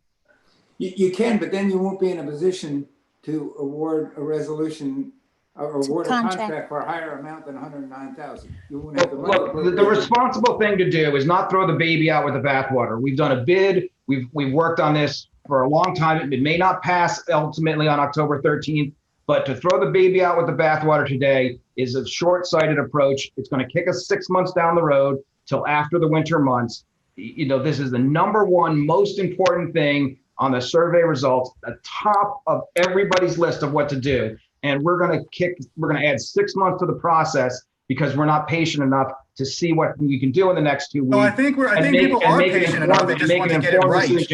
And make an informed decision on October 13th, which may at that time be the answer no. It may still be no on October 13th. It's not guaranteed to be yes. But the one thing we're assuring ourselves of voting this thing down now is that we're not going to do it for 6 more months. Okay, I believe Bob Markowitz wanted to speak. Somebody just in the chat said, Bob, did you want to say something? Bob Markowitz? Who just told me that? Hey, Mayor? Yes. Hey. Yeah, I just wanted to weigh in real quickly on the path. I just felt that where it's at, in the proximity to the softball field, going around the back there, you're eliminating some recreation space and you're shortening those fields. And you're putting the people in play sort of in the walking path. I don't think from a recreation perspective, it's in the greatest place. That's just a thought I had on that. From a parks perspective, I believe if you take it back behind the turf field, you open up access to some of those trails. There's a grass area up there that can be utilized for a workout station, sitting area. We could kind of turn this Polo grounds into more of a park where people are going to want to spend time there. Not just a youth sports field, I think, as someone referenced before. So I think altering the actual path might be the way to go, but there's been a lot of time spent on this and I'm new to the game. But I encourage people to go down there and actually take a walk around, and you'll get a feel for it if you've played on fields before. Just walking to the right-hand side of that softball diamond, it's really tight packed in there, and it's just really, the layout could be changed. So that's just my view on this. Thanks, Bob. So can I ask Bob, how long do you think it would take you and the rec committee to evaluate what you're discussing, your proposed plan? Well, I'm just getting here, so my familiarity with the DEP, I'm not with those permits. I would have to look into that. However long that takes, but I'm, essentially, I have a path in mind, or we could work with the rec committee to get a path in mind. I think they all have excellent ideas. I spent a lot of time with me recently, last few days, emailing the chair. Ted has had some great ideas that when I walked it myself today, I went back and looked, and things that I had just popped in my head, he had said to me 2 or 3 weeks ago. So there's an agreement there and we're working well together. So I'm not sure just based on those things, but I think I can get back to the rec committee and get you an answer on that. So Jack, I think John moved the question and Gina seconded it. So Yes. we should vote on it There's call a vote on the ordinance as it is. as written. So we're voting on the 110,000 or the 60,000. Is that what you said? Yes. Without having a plan. 60,000, which brings it up to a total of 110. And if we vote on that, I just want to be clear what we're voting on. If we vote on that, and let's just say, for the sake of argument, we approve it, but then we come to the resolution and we vote that down, we still have the 110,000 then set aside, which we may have to add to depending upon what Bob Markowick and the rec committee come back for. Would that be fair? Well, you'd have to go out to bid again. Yes, but you have to Yes, go I out to understand. bid You have to go back for bid. I get that part. Yeah. I mean, there are only two options that would allow you to proceed this fall, it seems to me. One is to adopt this ordinance and award the contract to Halicon to build the path as proposed. The second would be to amend the ordinance to increase the amount appropriated and to award the contract for the full path to Halicon. Any other option, we're not going to have time this fall to do it because we'd have to draw up new specs, issue bid specs, have a bid opening, and all that takes 2 or 3 months. I suspect that we're going to end up probably redrawing the footprint, so we're going to need a new bid anyway. Can I amend the ordinance instead of saying appropriate an additional 60,000 to appropriate an additional 160,000? Well, we already have a motion and a second though at this point, don't we? But after, let's say it doesn't pass, can I introduce an ordinance to appropriate an additional 160,000? Well, then you'd have to do a motion to reconsider, to reopen the question. That's why I think it'd be cleaner if you just decide, what the consensus is, to either amend it tonight or to vote it down and to start from scratch. Jack, if we motion to reconsider, does that mean we reconsider tonight or we reconsider at some point in the future? Yeah, I'm just scrolling down to the I think I'll help here because I'll help because I'm not voting for money without a plan. I think that's irresponsible. But how can he make a plan without knowing how much he can spend? That's the question. Like if Bob is in charge, if Bob is in charge of coming up with the best and perfect way to make this path, shouldn't we give him an amount that he can spend? Because that's how we ended up in the situation that we're in. No, and that's exactly why we shouldn't do it. Under our parliamentary procedure set forth in the administrative code, to consider a question a second time would be a motion to reconsider or rescind previous action without notice would require a 2/3 majority. So if you voted down, then it would take 4 votes to reconsider it a second time because no notice would have been given. So it would take 4 votes. So That's at the same day. Will it be reconsidered the next meeting? no, because it will have been voted down. So you'd have to, you could reintroduce it tonight by title and have a second reading at the next meeting. Jack, to Christine's question, in order to get an appropriate bid, in order to get appropriate bids and an appropriate design, does there need to be a context of a budget that's through an ordinance or resolution, or does that have, or that can that be done separately without such a thing? Well, ordinarily we have it appropriated prior to going out to bid, but in any event, the money has to be appropriated in order to award the contract. Ralph has to certify the funds, and that's why Halicon previously agreed to extend the 60-day time limit for an additional 30 days, which brings them to October 23rd.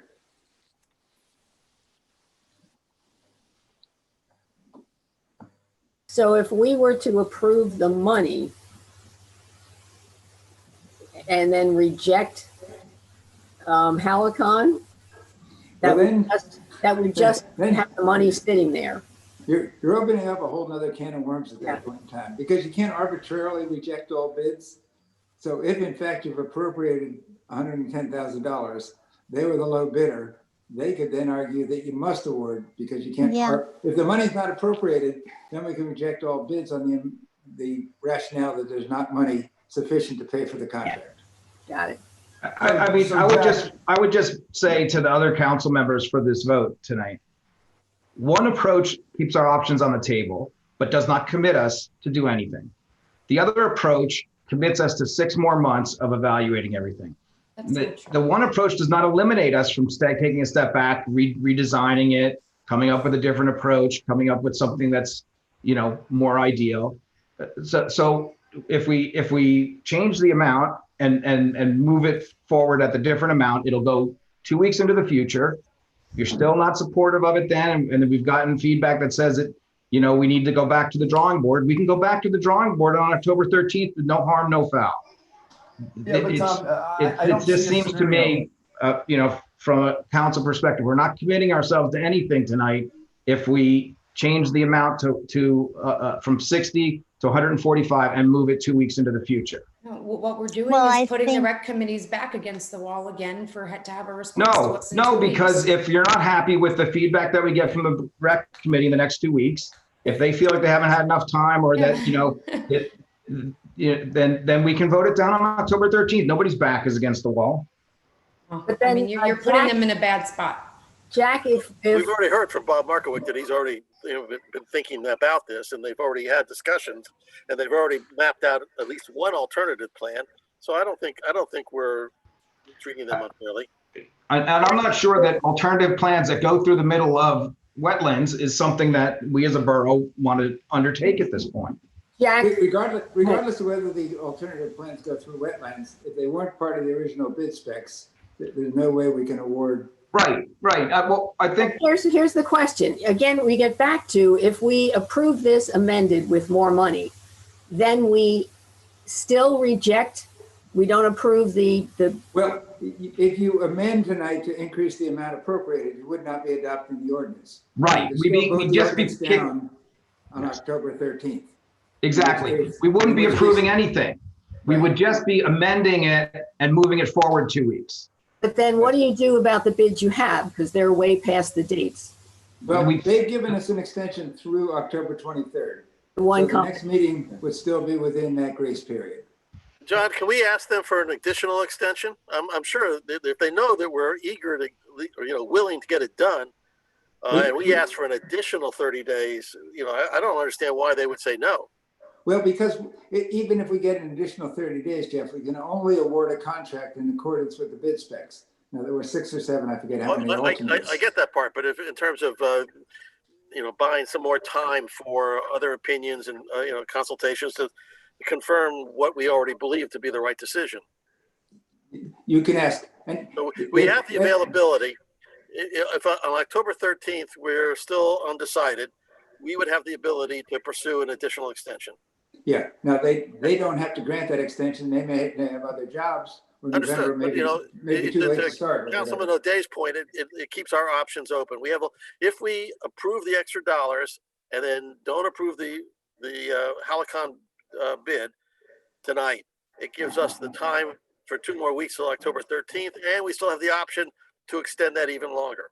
Right, but you're not approving the extra money if you amend it tonight. You're just amending the ordinance for final consideration on October 13th.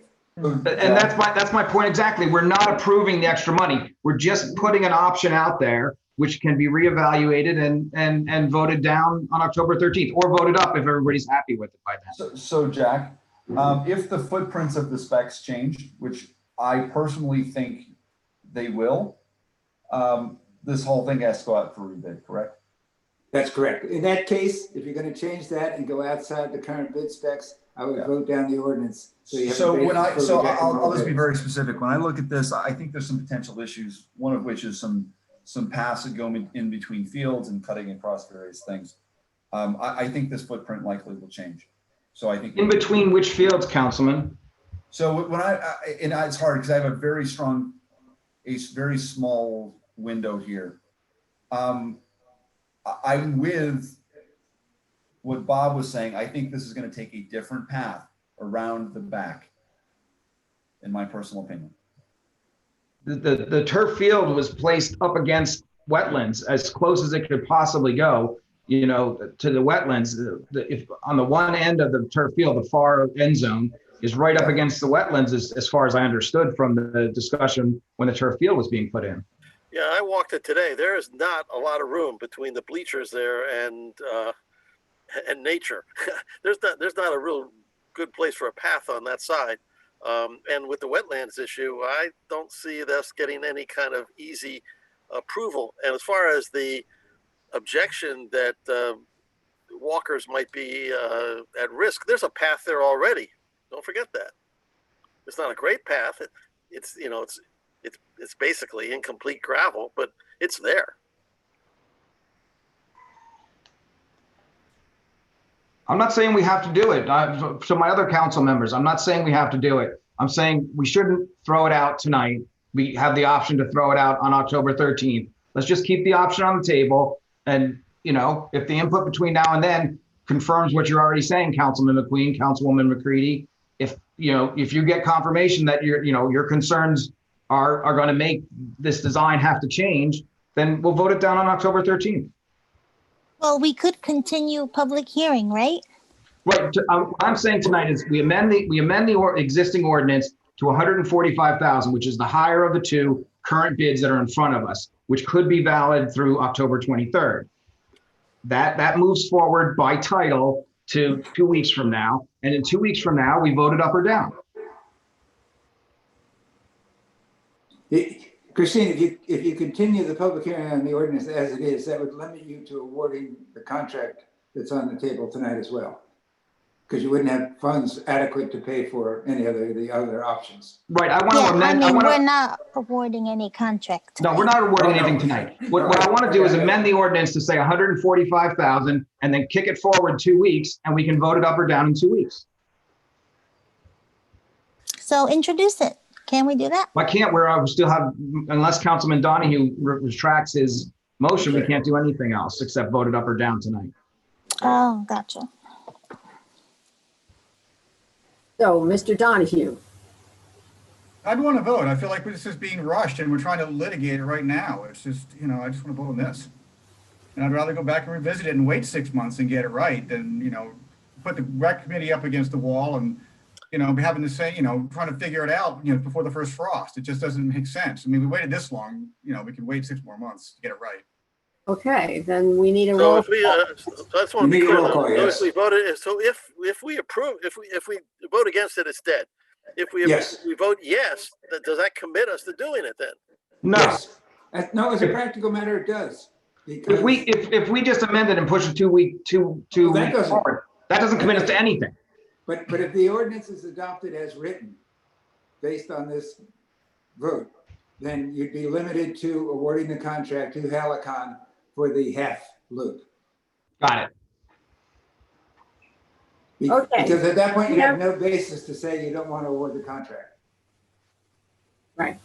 So, we're doing a roll call. I still have to understand. I'm sorry, but I have to understand. So if we were to, because nobody here wants to have the half loop. Well, I shouldn't really call it a half, an incomplete loop. Right. I think everybody here wants to have some sort of complete loop. If we vote this down, because it's not because we're being forced into that corner, then does that allow us to introduce a totally different one with the 145,000 next meeting? Yeah. It's a different ordinance then, because it's a different amount of money. But you don't have any bids to go with it, no? But we'd have we'd have to go out. You're right. We'd have to go out and get more bids, but it wouldn't be that hard for the people who made the bids to come back to. They would be able to very quickly, fix that. I don't think under that scenario it's possible to do it before winter sets in. The only way to keep our options open is the proposal that I've made. The way to kill it is to do the vote that John Donahue's proposed. That's going to kill it. There's no practical way to do anything. So if we do what John Donahue wants to do, we're killing it. We're kicking it 6 months down the road. But what I'm proposing allows us to. I call it getting it right, Tom.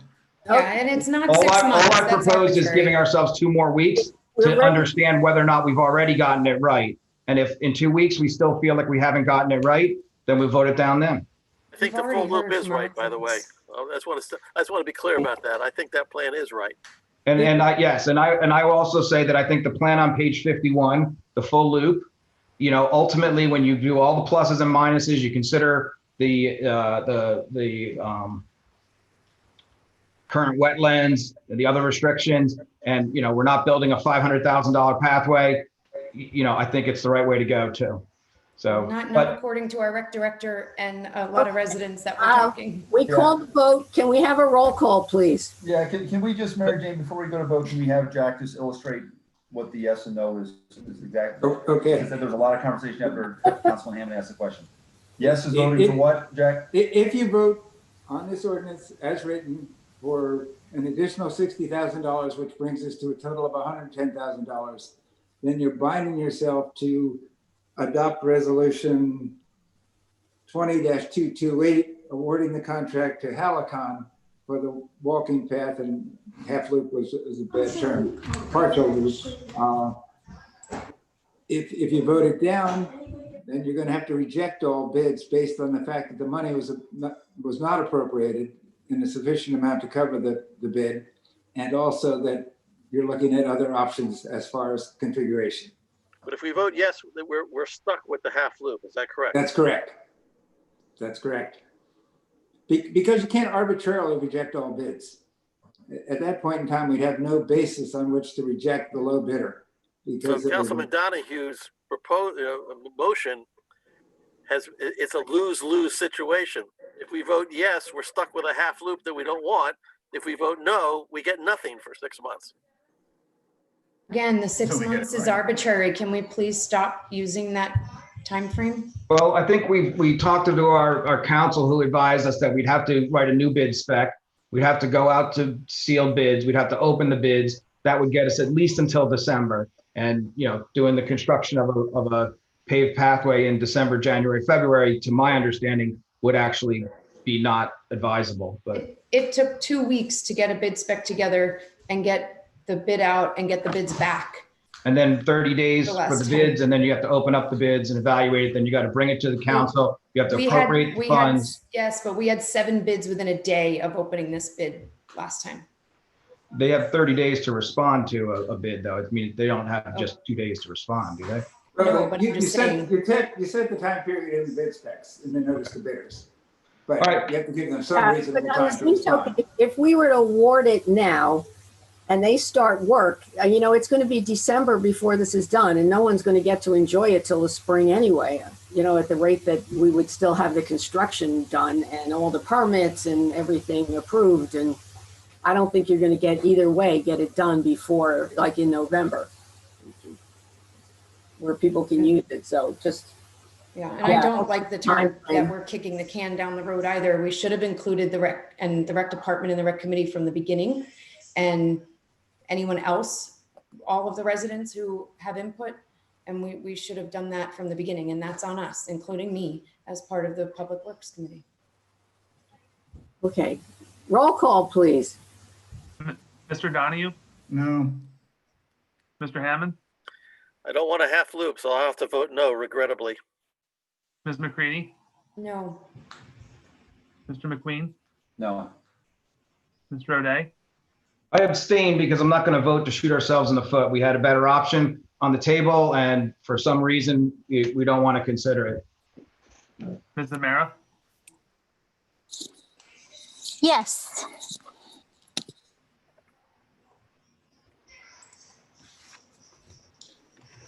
Okay, so the ordinance is rejected. Okay.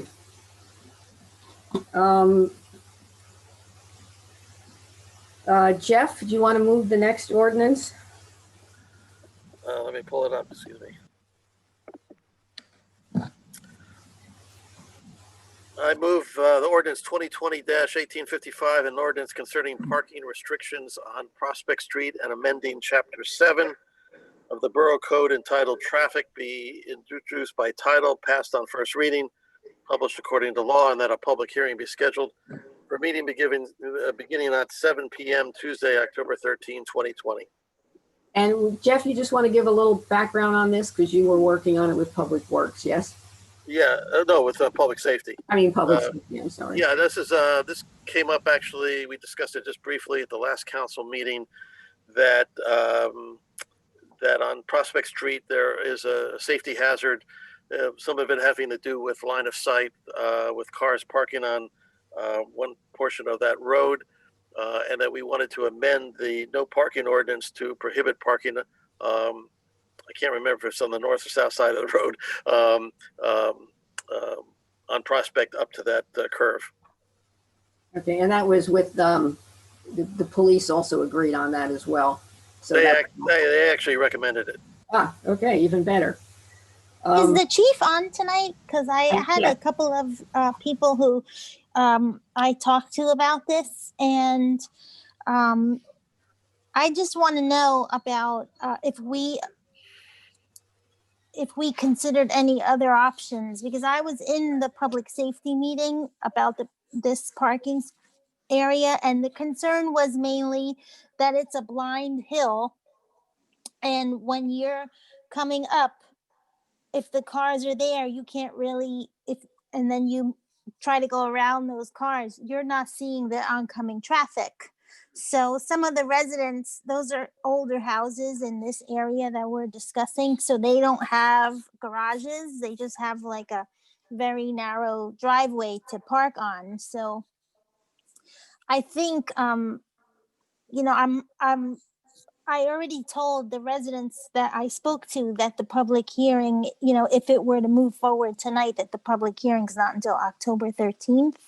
But I just want to know if there's any way we can explore different options as far as signage and keep, I'm not saying allow people to obstruct the traffic, because I don't think the residents there want to create any type of dangerous situation, but they do like having the ability to park there in situations where they're having, bunko night or whatever it is.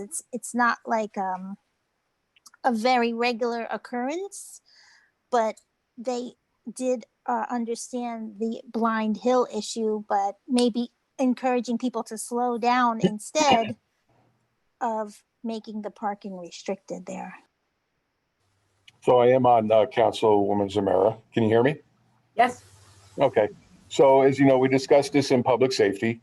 We've been looking at this particular situation for some time now. We've received numerous complaints from motorists that they believe that there's an unsafe situation there. We've also tried to address speeding issues there in the past. We have had numerous speeding complaints on that street, like we have on many other streets. I'm open to all options. I don't think we were able to identify any real other options. I don't believe I heard any other options in the public safety meeting. It's a rather narrow roadway there. Parking is prohibited on the other side of the street for the entire length of the area that we're talking about already. We only allow parking on the north side of the street right now, and that's the area that's in question. Currently, residents are parking on the sidewalk. They're blocking the sidewalk because they realize that the street is too narrow. So they try to get off the road as much as possible, and they're parking up on the pedestrian pathway. It's quite frequent that we see vehicles parked on the sidewalk there. You know, there are driveways there. It's not convenient for them, I suppose, because you're correct in saying that there's a lot of narrow driveways, and they would have to, you know, park one behind the other, which is inconvenient for them as well. But on the other hand, we do have complaints about safety concerns, and there are clearly site obstructions at that location that severely reduce the visibility of oncoming vehicles as you approach that hill crest from both sides. I'm willing to discuss it.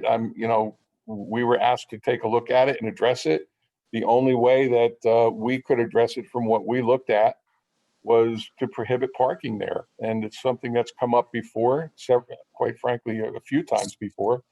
And the can has been kicked down the road with no other options. But I'm certainly open to any suggestions. I'm not sure that signage would alleviate those conditions there, but we could certainly take another look at it. Right, so the signs, something to the effect of slow down Blind Hill that I'm sure a lot of us have seen. And the other question was, if you take the parking away there and now it's, you know, nice and wide open, are we encouraging more people to cut through that street? Because it seems like a lot of people are using that as a cut through from Basking Ridge to Bernardsville to avoid the traffic light backup that goes up Mount Airy Road. Well, that's not new. I don't think we're encouraging more people to use the street. It's only my opinion. Anybody who knows that street is there is probably already using it, who would use it. You know, as far as speeds go, you know, I don't know if people are going to go faster or slower. All I know is you can't see as you're going over the hill crest there. You know, you can certainly put up signage, but as you're well aware, we put up a lot of signs that oftentimes are ignored. But it's another step you could try if council's satisfied with that safety measure and thinks that might be adequate. We could certainly give that a shot before we eliminate the parking, but that's really a matter for council to address as to whether or not you want to change the ordinance or not. I'm not sure encouragement is a great strategy. Yeah. But let me ask a question to the chief, which I probably should have asked at the Public Safety Committee. But have we had car crashes or pedestrians struck ever on that street? I'd have to go back and look at. I'm not aware off the top of my head of any serious numbers regarding crash data. I think we've had some pedestrian issues in that area, but they might have been on Mount Airy Road, not on Prospect Street in that particular area. But I would have to go look at that, Councilman. I don't really know that off the top of my head. Chief, is this a problem that is at certain times of the day, or is this a chronic problem at virtually all times of the day? I think it's various times. You know, it's residential parking there, so it's not like there's business, you know, people coming for work and things like that. It's residents parking on the street. Yeah, and in theory, residents should have sufficient parking within their existing driveways or garages. Right? Well, they have what they have. Yeah, but based on zoning, parking is. Yeah, that's a very old. You know, a lot of those houses have been there for quite some time, and you know, like I mentioned, the driveways are very narrow, and it's just in and out. There's no, you know, K-turn opportunity within the driveways or U-shaped driveways. So the other thing that came up was that, and I'm sure the chief can attest to this, is that when a landscaping truck, and this is a lot on a lot of roads in addition to Prospect, you know, uses the parking space where there is none, then that creates a similar type of hazard. So would you be ticketing landscaping trucks that pull up on Prospect Street too? Like, Yeah, theoretically, if parking is prohibited there, Yeah. it's prohibited there. Look, we have residents all over town who have their landscapers park on the streets in front of their home for 15, 20 minutes, a half hour while their lawns are being done. I mean, that is what it is as well. And, we respond to that when we see it, but it's happening all over town.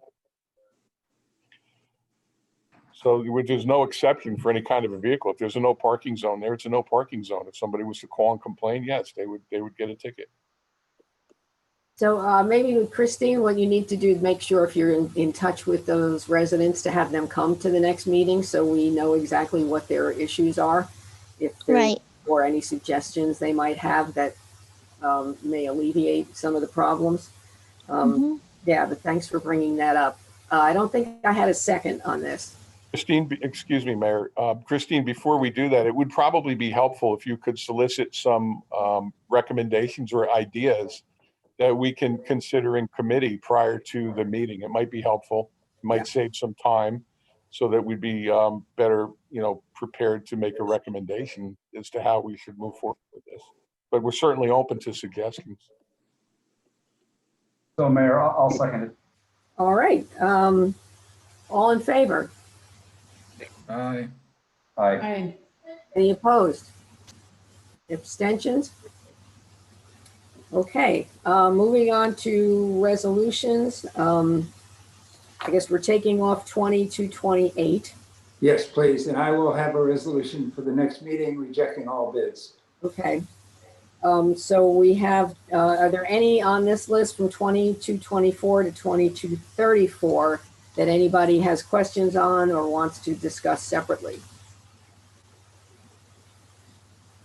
I think we should just acknowledge the membership in the fire company of Luke Stauffer. Yeah. And thank him for stepping up. To step up at a time like now is very courageous. And Yep. I want to commend him for that. And it's nice to see young people getting involved as well.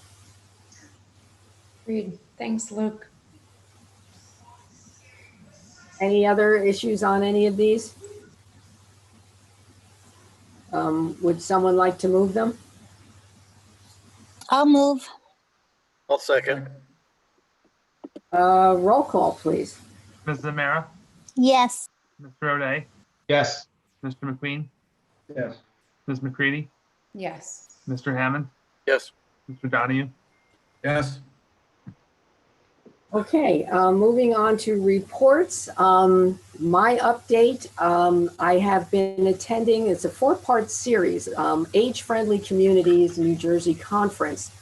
That's been very interesting about incorporating what different towns are doing to make their downtowns age-friendly.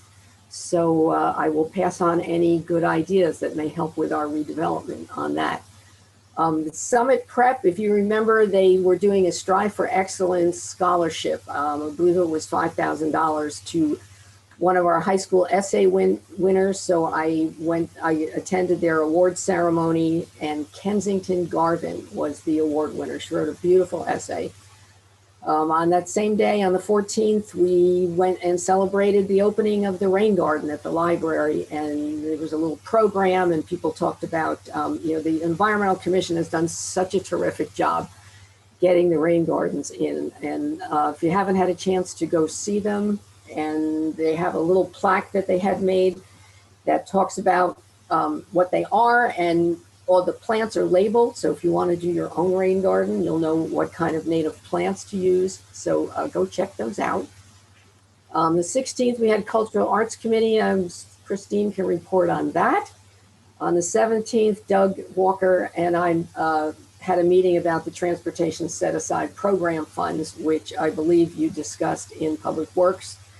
So we're working on that. The 19th was Madeline English's retirement party. So very nice outdoor COVID observed party in the parking lot that she will be greatly missed. On the 22nd, Assemblywoman Ora Dunn had a mayor's roundtable with the president of the BPU and all us mayors got to say what our issues were in our towns. So they were looking a little pale by the time the program was over. Actually, Assemblywoman Dunn also responded to our resolution that we passed, asking the BPU not to approve the rate increase for JCP&L. I attended the conference on the American Water Rate case update, so I assume, Jack, we can talk about that in executive. Yes. And then yes. Okay. Sorry, muted. And then I attended the Audubon program on how the new New Jersey budget is going to affect conservation, and fortunately not too badly. September 23rd was, I think, probably our last community count committee for the census. And I just want to thank Terry Thompson for all the work she's done in helping us get the message out and getting our numbers up for the count. I believe there was a decision, a court decision to extend it another month, but I don't know where that is. Jack, do you know anything about that for the count? On the I could check while you're speaking. Okay. So we were waiting to hear on that. I know Christine was also at the Make-A-Wish parade for Neil. That was just really incredible. Special thank you to our police and fire and first aid and public works and our surrounding towns that all got involved in that parade. It was just really a great afternoon. I couldn't believe how many people were there. It was awesome. I know. Yeah, it was just incredible.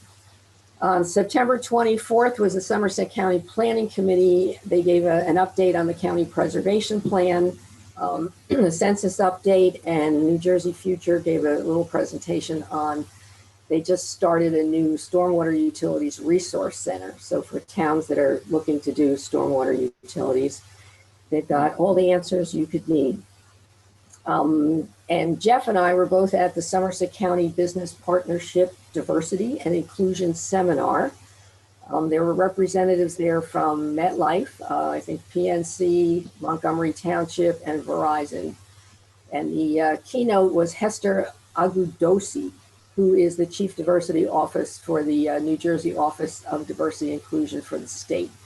And I agree with Jeff, it could have been a much longer program, but I thought it was well worth attending. Yes? You agree? Oh, yeah, I think they were just getting started by the time they ended. Yeah. And they could have been a little bit more meat. They spent too much time doing introductions. There was some interesting stuff that the county has coming up that I think that we ought to find out a little bit more detail about. That they haven't done a very good job publicizing it. No, they have a like a festival of some kind, an online festival they're doing. So starting October 1st. So we got to check that out. The Diversity Council has come up, their mission statement is to welcome, support, and celebrate the diverse cultures in Bernardsville and to help them flourish. So far what they have done, I know some of our students at the high school could not afford the calculators they need for school, and they were able to purchase those calculators for some of our Latino students who were struggling. And could you state the mission statement again? What did they say? To welcome, support, and celebrate the diverse cultures in Bernardsville and to help them flourish. And the next thing I think they're working on having a virtual listening session for people just to come and tell their stories. So I'll let you know when that's getting scheduled. And finally, congratulations to the Friends of Historic Bernardsville. They received the Historic Preservation and History Award from the Somerset County Cultural and Heritage Commission. The category they are receiving the award in is Historic Preservation, Education, and Leadership. And they'll have a virtual award ceremony on October 28th. So congrats to them. That's the end of my report. Mayor, I did find a federal court last Thursday ordered the Census Bureau to continue counting residents through October 31, reversing a move by the Trump administration to halt census outreach efforts on September 30th. Oh, good. So it will go another month. That's good. Yes. Yeah, I think right now Somerset County is tied for third place in the state. And we're well above the state average. Bernardsville is kind of right in the middle of all the Somerset towns, but they're all very, very close. So we're all in the like 70 something %. So in another month, we could probably get more people. So are we in the mid 70s? Because we were at around 73% the last time we talked about it. Yeah, it's gone up, because I forget how many people they told me it takes to move that one. It's like 300 people or something to move it 0.1%. But we've kind of consistently been in the middle, but very little difference between the people above and below us. The lowest, I believe, is Bound Brook. I think Berners Township is, I think, one of the highest, and they're at around 80%. And Bridgewater too are way up there. So what are we going to do? What are if we had our last community meeting? I think you said. Well, now we may have another one since the court hearing. So what they've been doing, I know what Terry's been doing is we did do the letter in all the people that own multifamily housing it was included in their tax bill to give to their tenants to make sure we get all the rental properties. And we've been working with Pastor Dan Fenko to reach some of our Latino community. And, because he has a good relationship with them, because part of it is the fear factor of having to talk about your status. So he's been working with that community. We were handing out flyers at the pop-up food pantry. We've been doing some Facebook posts. And we did get some signs. They keep disappearing. I don't know where they went, but we had signs up around as well. So we can still work on it. And I had a question. If you could expand a little bit on your report about the mayor roundtable with Assemblywoman Dunn and the president of BPU, how is that left? What's the action item? What's the next step? What's the BPU going to do now? And what kind of solutions were proposed, et cetera? We never got to solutions. It was really just each town talking about their individual problems. And it was fun because you could just kind of watch the president get paler and paler through the whole discussion. But I think what Assemblywoman Dunn is going to follow, we're going to then have a next meeting where they're going to come back with answers to all the issues that people proposed, or reach out to JCP&L to respond to all those issues. So hopefully we'll be having, I think what she was trying to do is then set up a meeting with the president of JCP&L as well. So this was mostly about what our resolution, and I was about the hearing on increasing their fees and why we don't think that's a good idea right now. Was there any discussion about allowing alternative utilities, PSE&G, to expand their footprint?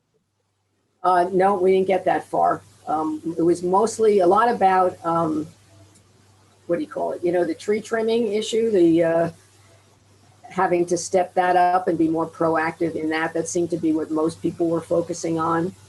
I don't know. And we did send that resolution to, where did it go, Anthony? It went to a bunch of all our representatives. It went to, all our representatives, the league, of the BPU, and a few other people, the BPU president, and I think maybe 4 of the BPU council people. So it went to a lot of different, representatives. Okay. I have to look at the resolution to exactly see who it went to. But response so far, though, right? Just the one from. That's the only, that was the only acknowledgement that we received so far. Yes. Yeah. But it went to everybody else. Okay, but we'll follow up on that and see where we are with that PSE&G suggestion. Thank you. Okay, public safety. Back to you, Jeff.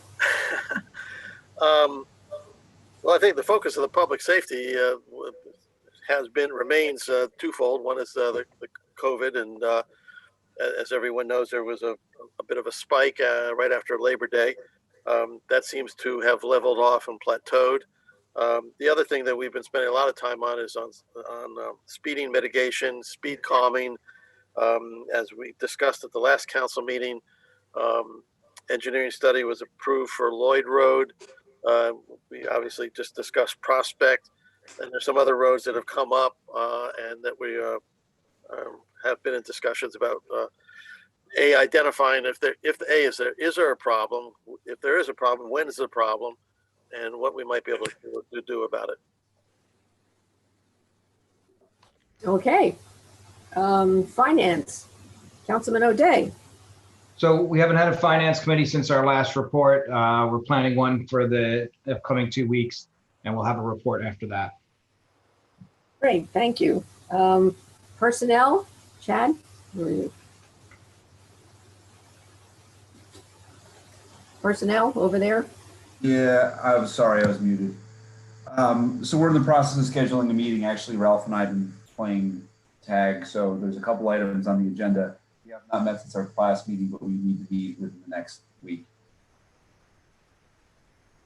Okay. Have you all released a date yet? Because I don't have that on my calendar. No, just today, Ralph and I were communicating via email, and I need to email the rest of the personnel committee to get a date. Okay. Christine, Public Works. Hi, Public Works met on the last week. What day did we meet? A couple of days ago, not long ago. We talked about the 271 Minebrook subdivision. So the subdivision that we've already discussed, the DOT requires us to get approval for the driveway portion, and we need planning board approval and county approval. So we're working on getting that squared away because it needs to be done before the end of the year or as soon as possible. We also talked about developing a sidewalk study where we would go through in detail of all areas of town and just kind of determine where the best or prioritize the sidewalks. So that's what we're going to talk about going forward in the next few meetings. We talked about the walking path, and we've talked about that enough tonight. Transportation Alternatives Grant, which the mayor mentioned earlier. This is something that I'm very hopeful on, which is funding a pedestrian walkway that will go from Boylan Terrace to the train station. So that's in the works. Hull Road and Lindaberry has all been paved, which is good news. That was completed on September 10th. Lloyd Road, we received the grants for that, and drainage, curbing, edge repair, mill and pave, and striping was completed in September as well, earlier this month. So this week is plantings to be installed, and so that's all in the works. For Old Army Road, it was paved from Mullins up to Anderson Hill. So just kind of the bottom hill portion, as well as the striping, and the that was done on September 15th. Picklebrook mill and pave was completed September 10th. Meeker mill and pave and striping was completed September 15th. So we've been keeping busy. White Neck Road, there's some stream back repair work that's going to begin this week. It was delayed because of some supply chain issues, but that's still in progress. The library roof and HVAC, there was some leaking that, Doug and the library are kind of working on. So there's some work being done on that. The police station mold remediation is complete. So they're just doing some final cleanup and air testing at the moment. And then the dam remediation at the Borough Pond, that was something that the New Jersey State DEP required of us. So we have to submit that before January 31st, but we're still on target to do so. And then tonight, we have the introduction of the ordinance regarding sump pump and gutter leader storm discharge onto roadways. So we'll talk about that later. It's one of the items of discussion. And then we also talked at length about possibly doing something to prevent people from paving their driveways out into the road, because what's happening is we have a road that has the drainage all set up, and then someone will pave their driveway and it'll extend beyond their property line, and then that causes drainage problems for the road. So we'll add on to that later in the meeting. That's it. Thank you. Land Use Committee, we did not meet as the whole committee this month because we obviously were introducing the downtown development plan for the Quimby project. We will be issuing the RFP for the Audi probably in the next week. So we'll see what kind of response we get back on that project. So, and then I guess it'll be the council's decision what we do once the planning board sends back their letter saying that the plan fits into the master plan, and we get hopefully back on the 13th to approve the redevelopment plan. At that point, we will need to decide where we go from there. To issue another RFP or to first reach out to the three developers that had put in bid RFPs back in the beginning, or do both simultaneously. So just something to think about how you want to proceed with that. Who's next? Other committee reports. Did any liaison reports? Planning board. And I have one for the library. So in part, I mean, look, everyone knows the amount of work that's been going into the zoning ordinance and the sign ordinance, which one have gotten today, and the sign ordinance is now done. That's now on everyone's hands. It's been incorporated comments. Just so everyone's aware, on 10/1 this Thursday, there's an important planning board meeting where we're going to finalize the remaining and have public hearing on the remaining of the planning documents, which support the new zoning. These are technical things that have to be passed to the planning board for consistency and other things to ensure that they're done before the council goes to vote. So some procedural things, but those are the big things in our docket.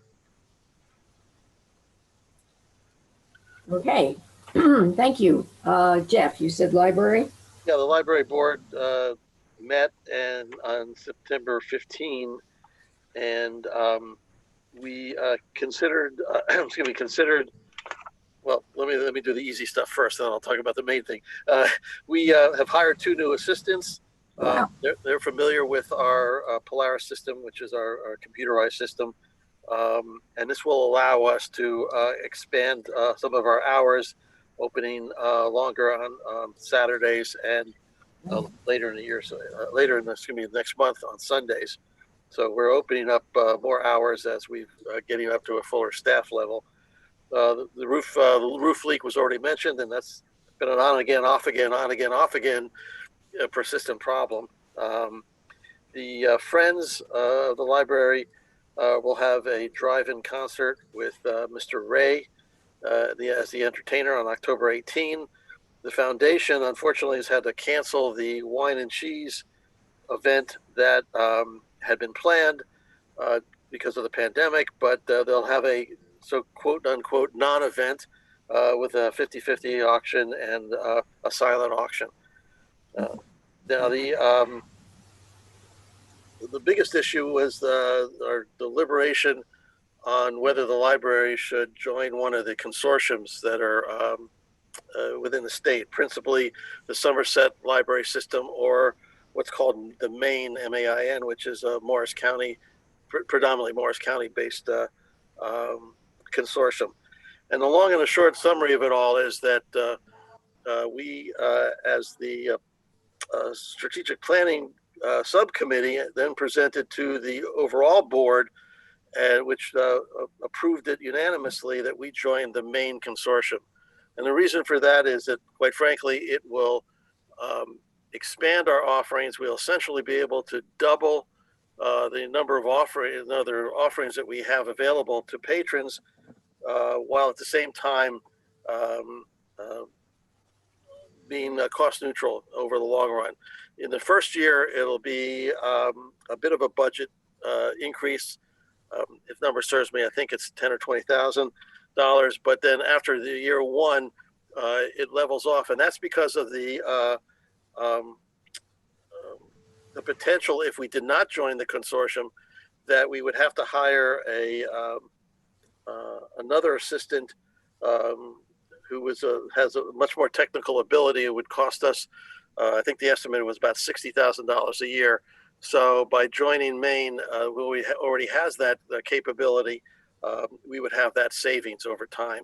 So in essence, we get the benefit of a lot more offerings at no cost, and it also expands our lending base. The other advantage over the Somerset County system is that there was a lot more Sunday availability, whereas the Somerset system didn't have that. Other libraries within the area that are part of the main system include Berners Township and Chester, and I believe Mendham. So these are areas that are geographically close to us. So patrons, if they didn't want to use interlibrary alone, and there was something they absolutely needed, would be able to go to those libraries and obtain them. So that was a recommendation, and a full description is in our library director's report. Thank you. Any other liaison reports? Christine, did you want to talk about cultural arts?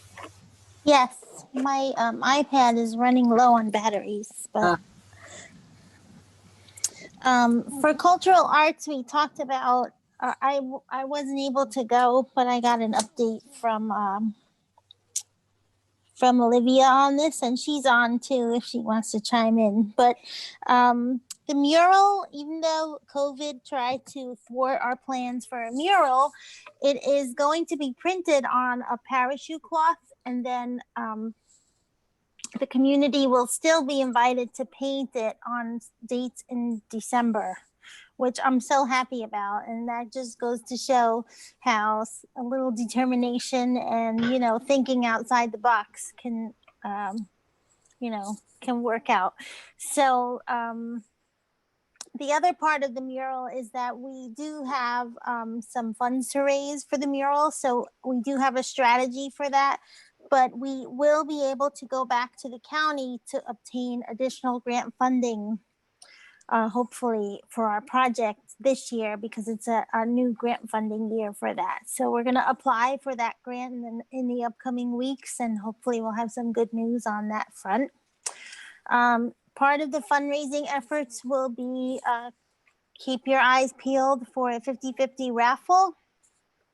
That's going to be coming in 2021.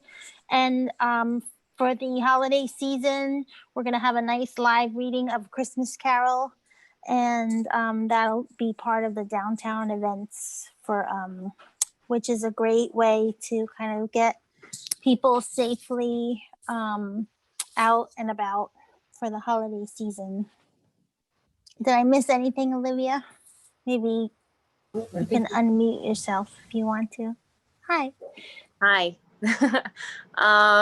I think that about captures it in a nutshell. We are trying to come up with some creative ways to continue fundraising for this project as much as possible.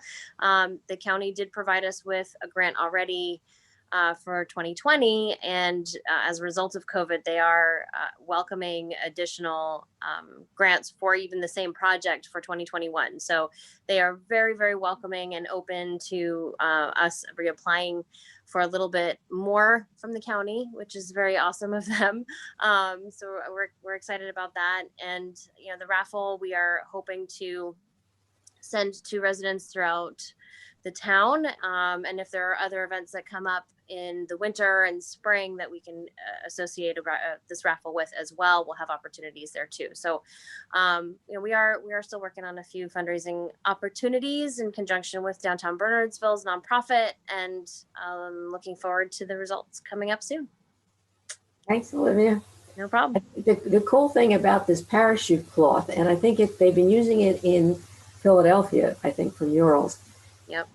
is, you can spread it out anywhere, because one of the issues we were facing with painting on the walls was we would have to close Mount Airy Road in order for the artist to get it drawn onto the walls, because she would have to use an overhead projector, project across the street, and then draw it. So we would have been closing the road for maybe 3 or 4 nights, having to have traffic monitored while we were painting it. And this way, we can just spread this out on the floor somewhere and have people paint it.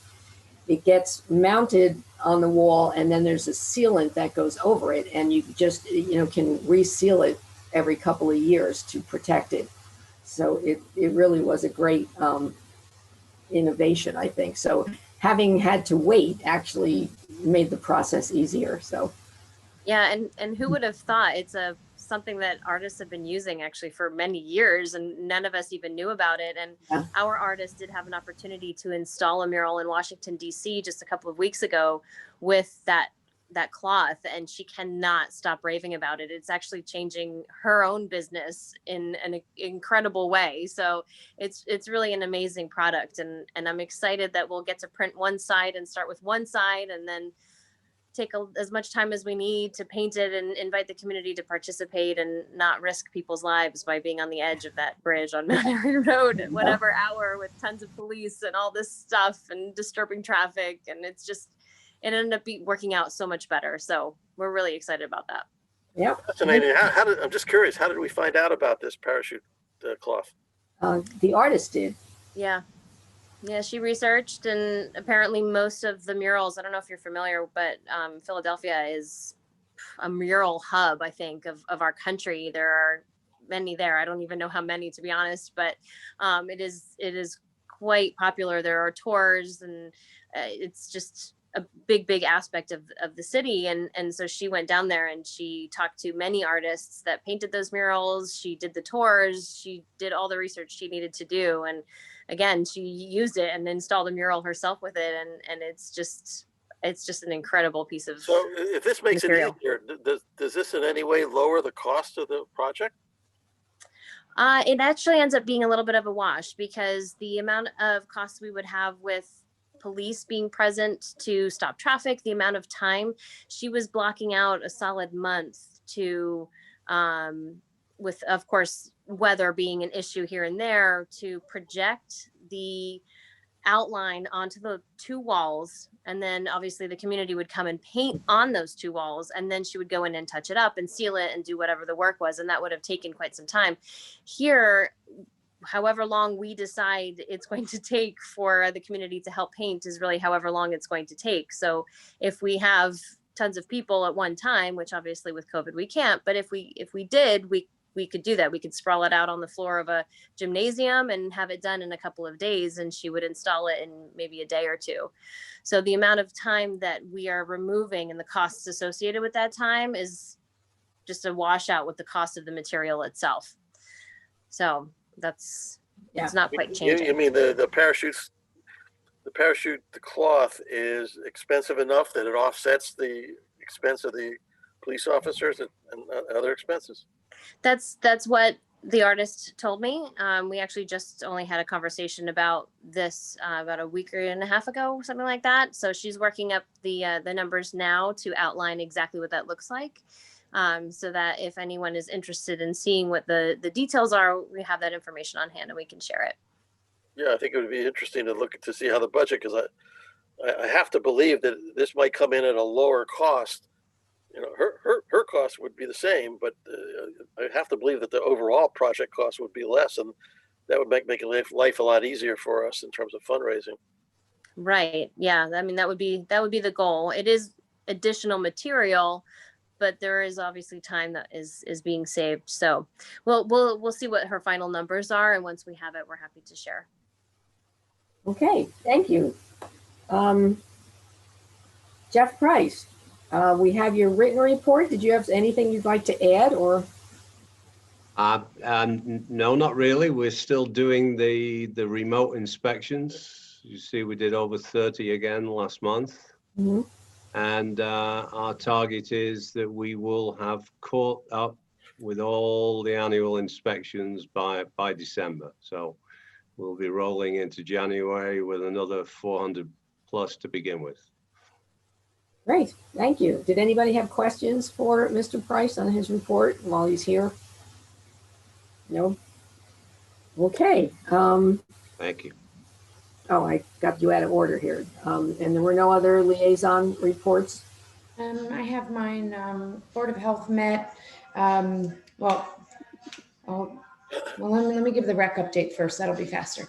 The rec committee didn't really meet last month because we repurposed that meeting for master plan feedback. So we had the brand sitter Carol come and facilitate a feedback session, and he's going around doing that with different groups. So hopefully he'll be able to get a lot of feedback that way, because with COVID we don't have many more options. So Zoom sessions it is.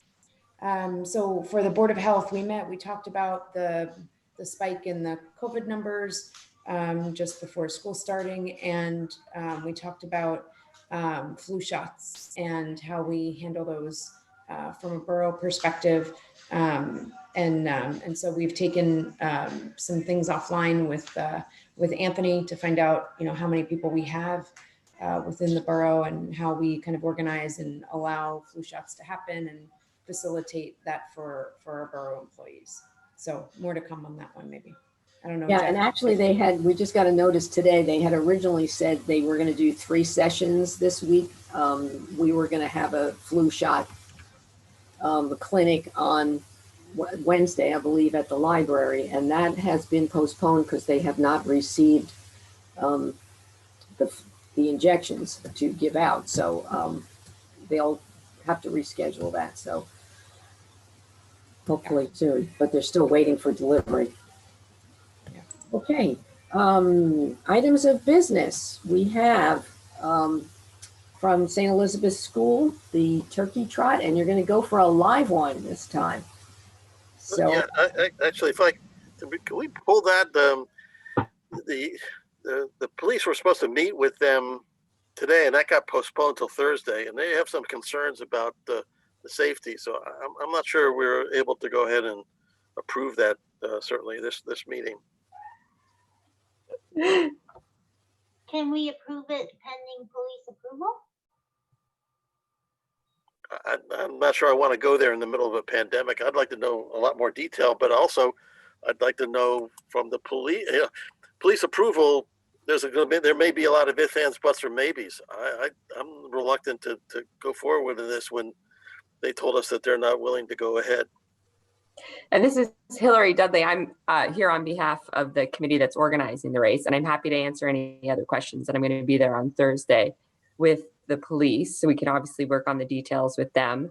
We do have a COVID responsible plan organized. I've been studying everything for the last couple months and talking with all of the experts. And there are sort of 5 key elements to doing a 5K in a live event. And we've been working with a professional race crew that will have bibs with staggered starts, online registration, keeping everything socially distanced. And as soon as you finish, you leave. There's a number of other live 5K events that have been approved for towns in New Jersey coming up this fall. So we're hoping to follow the model that's been approved by the Department of Public Health in Colorado and the towns in New Jersey that are going to be doing this. And obviously working with Chief Valentine and the Bernardsville Police to make sure that we can organize something that is safe, something that's fun before we all are stuck indoors for the winter with nothing else to do. So a good community event with a low risk COVID option. Well, first of all, none of the details were provided in our packet. And have you worked with I'm not really too concerned about the Colorado Department of Health. Have you worked with the Berners Township Health Department? I have not. I don't think this is approvable at this time. We just don't have that information. I'm not going to go out on that limb. I beg to differ, but I think it is approvable because these races are happening locally. I mean, You know, there was just a duathlon down in South Jersey last month. It just like she described. It's, you know, you show up, you run on a sort of time trial start, and you leave. There's no commiserating or, you know, congratulating at the end.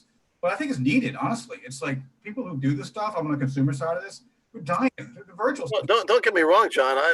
I'm not opposed to the concept, but if we're being asked to approve something in the middle of a pandemic without a plan that's been provided to us, and when the police chief has told us that they haven't met with the team yet, I think this is premature. Jack, can I ask you a question? Does this require council approval, or is it just really that they're notifying us they're doing it, and they need to work with the police? I'm not sure we actually, I mean, people can run on the roads. We can't stop them. Yeah, I don't think we're approving their COVID plan. It's just whether or not they need any police traffic direction or anything, close any roads or anything, as opposed to. So that's something they'd have to just work out with the police. I believe so, yes. Yeah, so we don't actually approve it. Yes. So we do, Mayor, we do have to close some roads, and there is a permit process. There is a permit process that's required before we can close those roads. So in order to do it the way we've done it in the past, we would have to approve that permit. So there is an approval process that has to take place with the borough. Anybody can run on the roads, but if it's going to require traffic direction and road closures, we have to approve that. And quite frankly, we're not only concerned about the COVID plans that we do not have any details about. This race was previously postponed on prior years due to other concerns that the police have raised about the safety of the route, the intersection crossings, traffic control at the crossings. Quite frankly, we've done this on a shoestring budget, and we feel that there's more police that are needed to do this safely than the police that are provided. And the more police that are provided, the more expensive the event becomes for the charity that's trying to run it, to the point where I believe last time that's one of the reasons that it was postponed, is that it just wasn't really profitable for them with the cost, the overhead that they would have to incur. So without going into all the details and the concerns, I know my commanders who are working on this, I'm not personally involved in it, have expressed a number of concerns in addition to the COVID concerns that they would like to discuss before there's any final approvals that are provided. So if there's a road closure, the permit, the council approves the permit? It's either the mayor or the police department, I believe, by ordinance. Okay. But typically the council, anytime there's been anything on any public roadways, any special events, you know, they've all come before council and asked for approval. I don't think we've ever had any events like this that have not been previously approved by the council. If you recall, I think the Blake Foundation had run some marathons before. I don't know of any marathons or events that have ever been done without council approval on our roadways, which they're using for a bona fide charitable type of an event. We've even given approval to bike events that have just passed through town from time to time. Sometimes I don't think we've given them formal approval. I think we've discussed them and said we don't. In some cases, I agree with the chief for road closings and things. They certainly need borough approval. But there's been some, Jack, where they've required traffic control at intersections where we've had to give approval for that as well. So, you know, it's been hit or miss in that regard. I think you're right. I mean, I do feel terrible if Hillary has sat here all evening waiting for her turn to speak, only for us to say we should have pulled it from the agenda sooner, but we didn't know. That seems quite unfair. That's all right. This was very that's happened before. I mean, and just so everyone knows, obviously we'll talk to the police on Thursday, but this is the same course. I think we did like 8 years in a row. And I believe there was some 5Ks the last year. So if it's a matter of the course, we're happy to work with the course, with the police to figure out a safer course. If it's a matter of the COVID plan, we'll work with whoever you guys want us to work with. And if no one wants us to do this, then we will cancel. And that's just how it'll be. Just for the record, there is one happening in Somerville, and I prefer not to go there. I hope yours can come off, because I prefer just to walk there from my house. Yep, there's one on the Thursday of Thanksgiving and Saturday. I would like for this to happen. I just want to make sure it happens safely. So, you know, I think they need to work out the the road closure issues, and I think you need to confer with the Department of Health and Berners. Yeah, so I mean, can we say we approve pending those actions?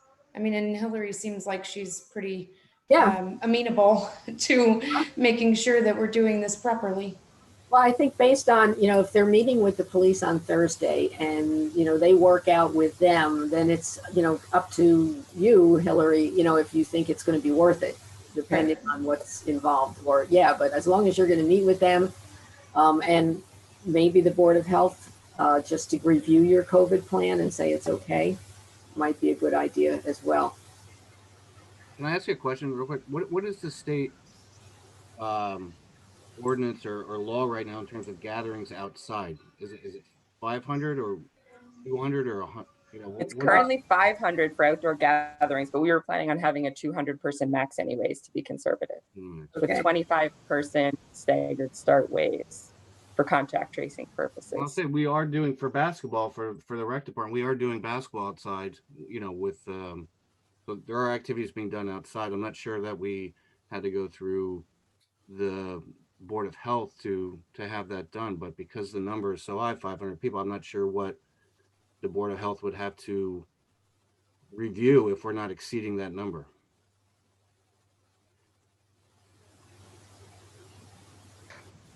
Maybe they don't need to then. Yeah, I'm not sure what the Board of Health would be reviewed or either. Yeah, I agree. As long as they're within the state guidelines, I don't think the Board of Health needs to approve it. Yeah. I'll take a different tack. I don't think it hurts to get input during a once in a century pandemic, and the position was broached when Hillary mentioned that they'd already conferred with the Colorado Department of Health. So I didn't raise the issue; she did. No, I said I'm looking at guidelines approved by the Colorado Department of Health that are being used by races across the country. But That's just parsing words. We've solicited guidelines from a health department. It ought to be our own health department. Yeah. Okay.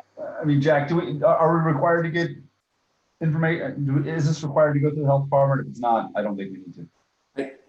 To the best of my knowledge, it's not required to go through the health department. As I say, as long as they're complying with the governor's guidelines, then, So I think, we've always said that being consistent, no more or less conservative than what the governor's asking is what we need to do here.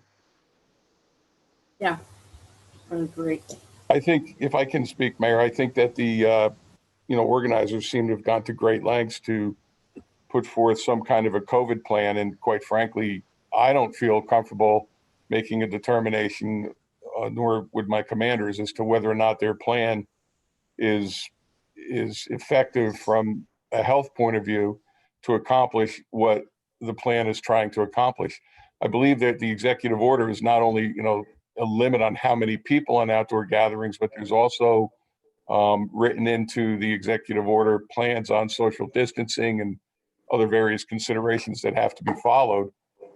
I would feel much more comfortable having the health department review those plans and give the nod that those plans make sense or that they're effective. And to be quite honest with you, my concerns, I'm less concerned about the COVID planning aspect of this, because I think there's a lot of challenges that can be met or overcome there. My concerns are more about the traffic route, the traffic direction. We've had issues in the past with this, and the date, quite frankly. As far as us having the available police staffing available, we may have to go out of town to get police officers to come in and work this event as well. So there's a lot of considerations I know that are on the list to be discussed. And in the past, we weren't able to meet those concerns with a plan that made sense for both sides, and that's one of the reasons that it was put off. So the COVID only adds on top of the existing issues that were already there with this particular event. And one of them being the race route, which in the past they've been they have been unwilling to modify from the route that was previously approved as a certified route. Well, I think it would make sense for them to consult with the Board of Health, but in any event, the police department, I don't think should pass on the adequacy of their COVID plan. So, Chief Valentine, I was just curious. There was a Father's Day 5K, I think, a couple years ago or a year ago. was that route less evasive in terms of traffic control, of shutting down roads? Do you remember? I know it was a different route than what the original Crossing Crown was for St. Elizabeth's.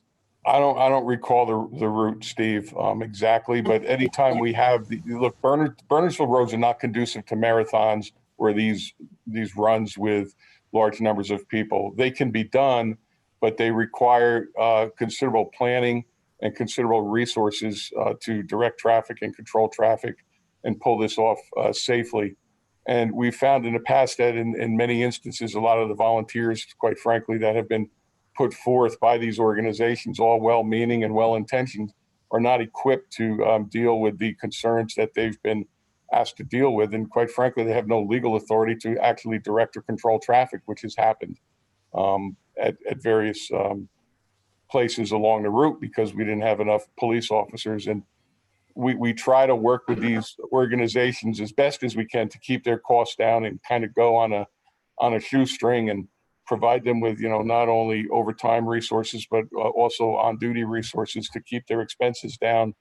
But it becomes, there's a breaking point where it becomes not our responsibility to pay for these things. And they don't really, it doesn't seem to be profitable for them by the time they cover all of their expenses. If we can overcome all of that and do this safely, we can proceed, but we need to have that meeting before we can make that decision. Yeah, it sounds like they're flexible in terms of changing the route if you need to, right? Yeah.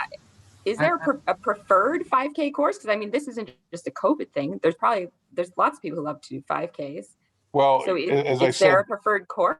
As I said, we don't have any preferred course for this kind of event in downtown. There's so many street crossings and intersections that are involved.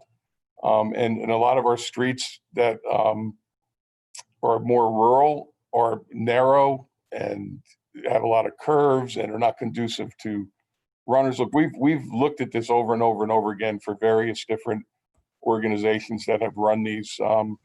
I think the most favorable one that we had that was the easiest for us to do was one that the Blake Foundation ran and ended at the high school. I think it started and ended at the high school, and it was able to avoid a lot of the crossings of some of the main roads and main avenues that create problems for us. I don't have a route specifically in mind that I can tell you about, but that's why we would have to, talk more about this at the meeting and see if there is another 5K route that might be more conducive to doing this. But I know that St. Elizabeth's and Our Lady of Perpetual Help, they always wanted to start and end in front of their building on Seney Drive, and we always tried to make that happen for them. But that's right between Five Corners and Anderson Hill Road.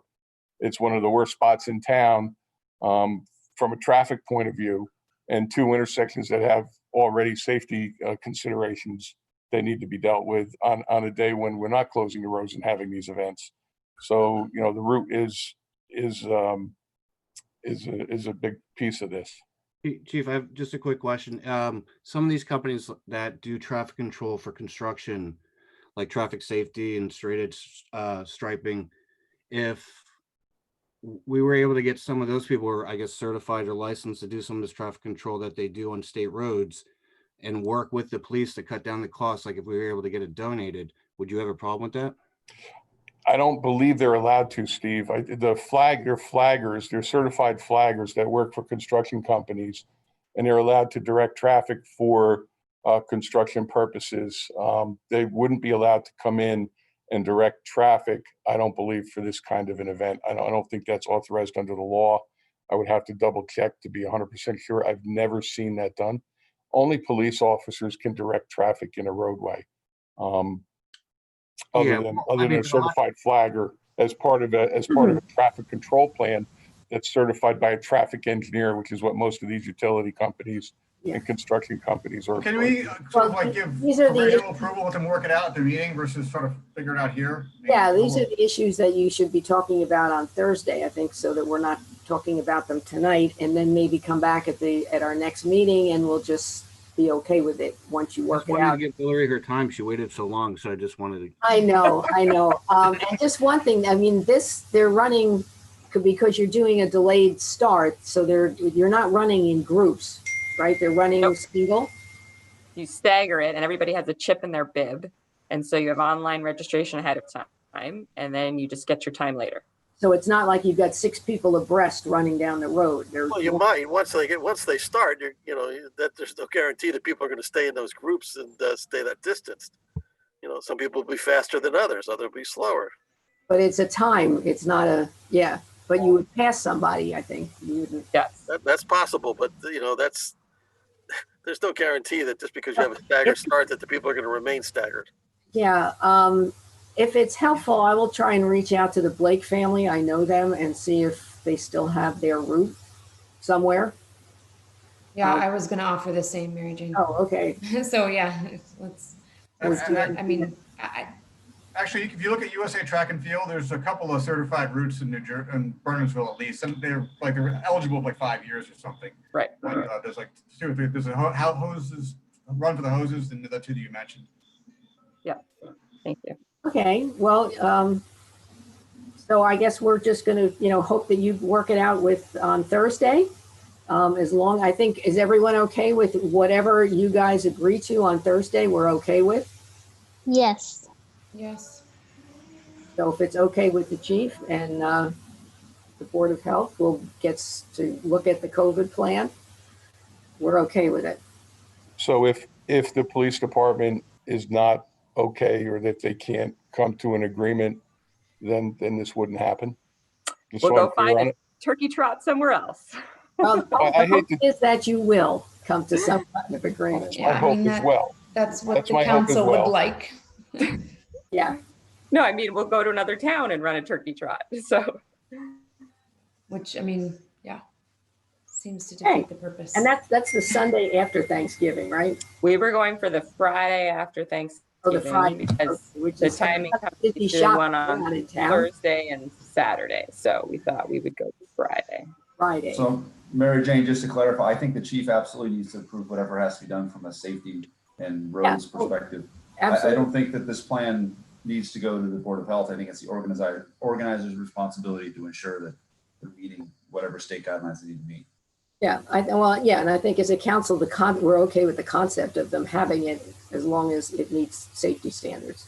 Yeah, I'm going to disagree with Councilman McQueen. I mean, what the state standards are don't necessarily encompass an idea of a race like this. And I think, we ought to think more broadly for the safety of our community.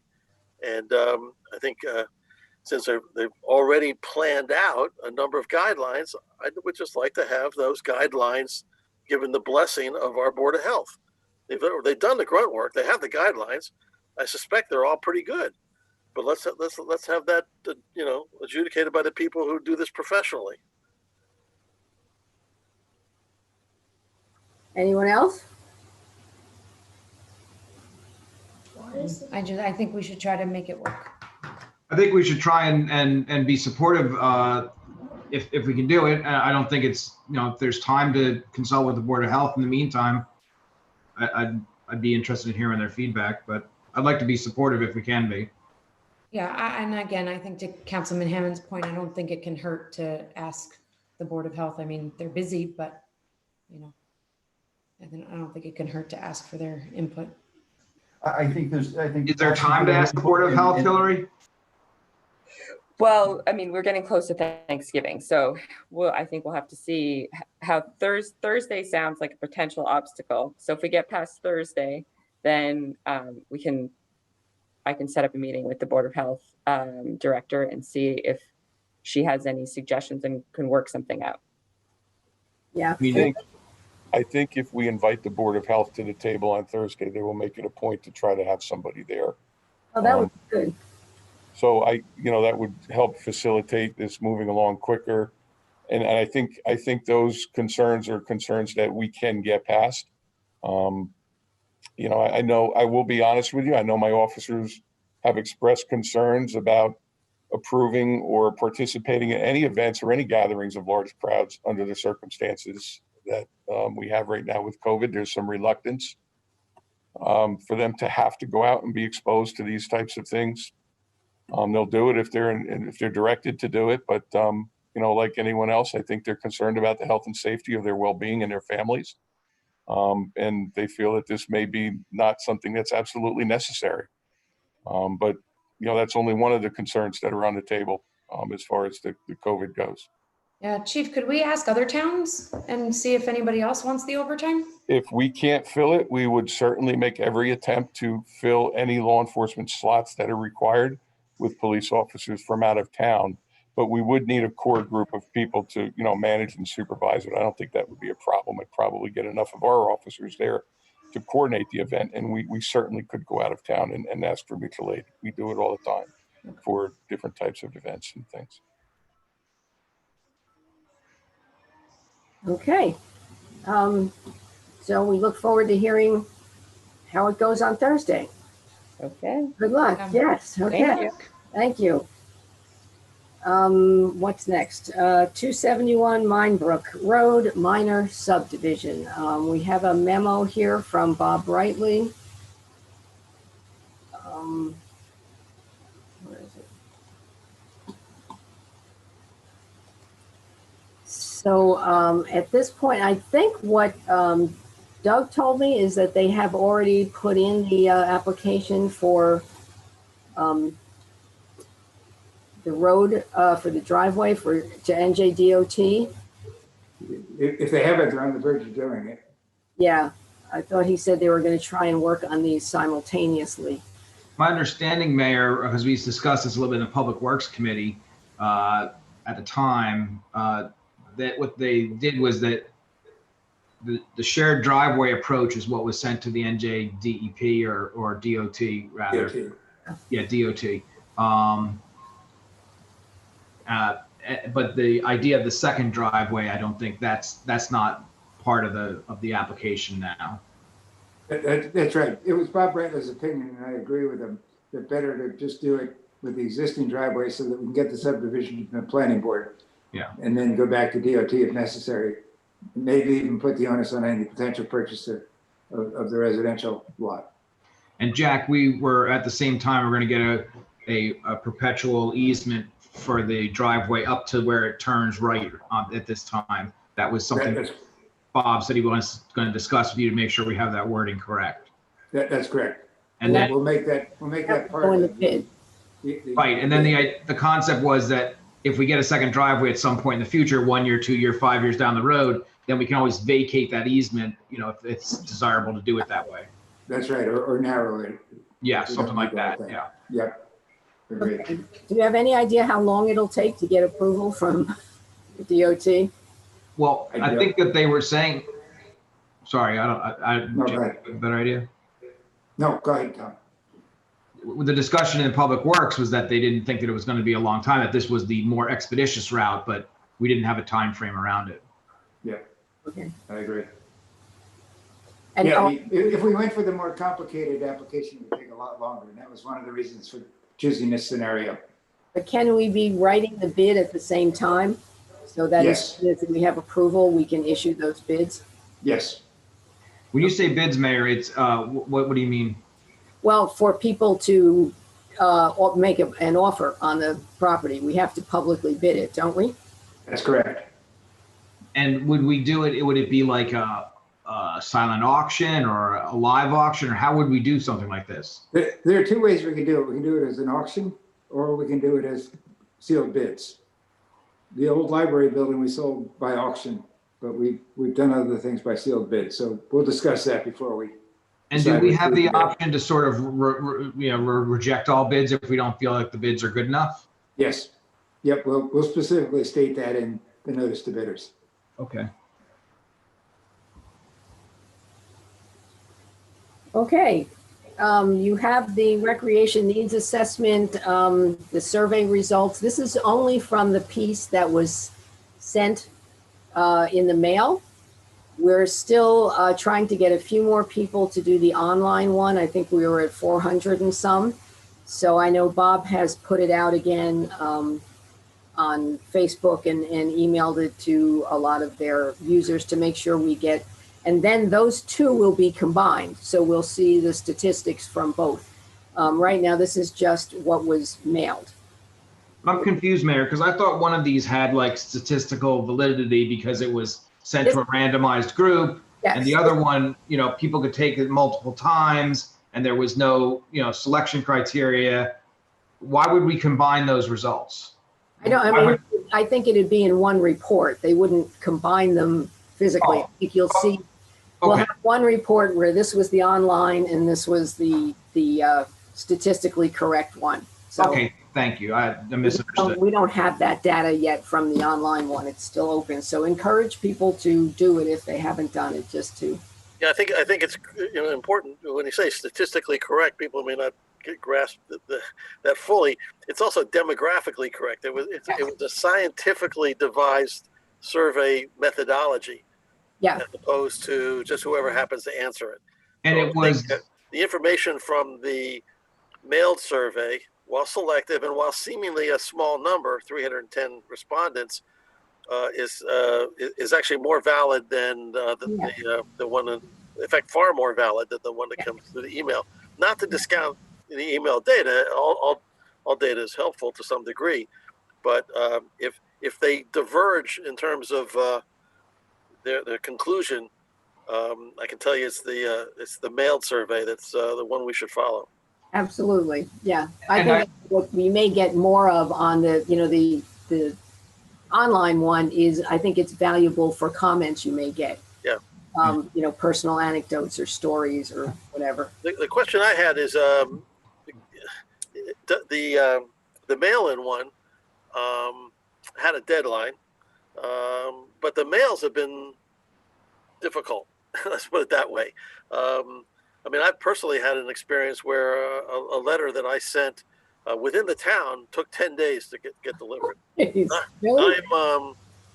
I'm concerned that the Brent Center Carroll mail survey, do they have any surveys that got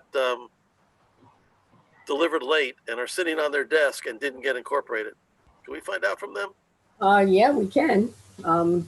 I don't know how long, or if they extended it based on how many they wanted to get back versus how many they sent, if they. Yeah, they wanted 300. And the question is, did they quit at 310 because they made their 300? And there may be another 20 or 30 that are lying around. That could be helpful. There's a lot of clustering in the results in terms of some things are clear and some things are not so clear.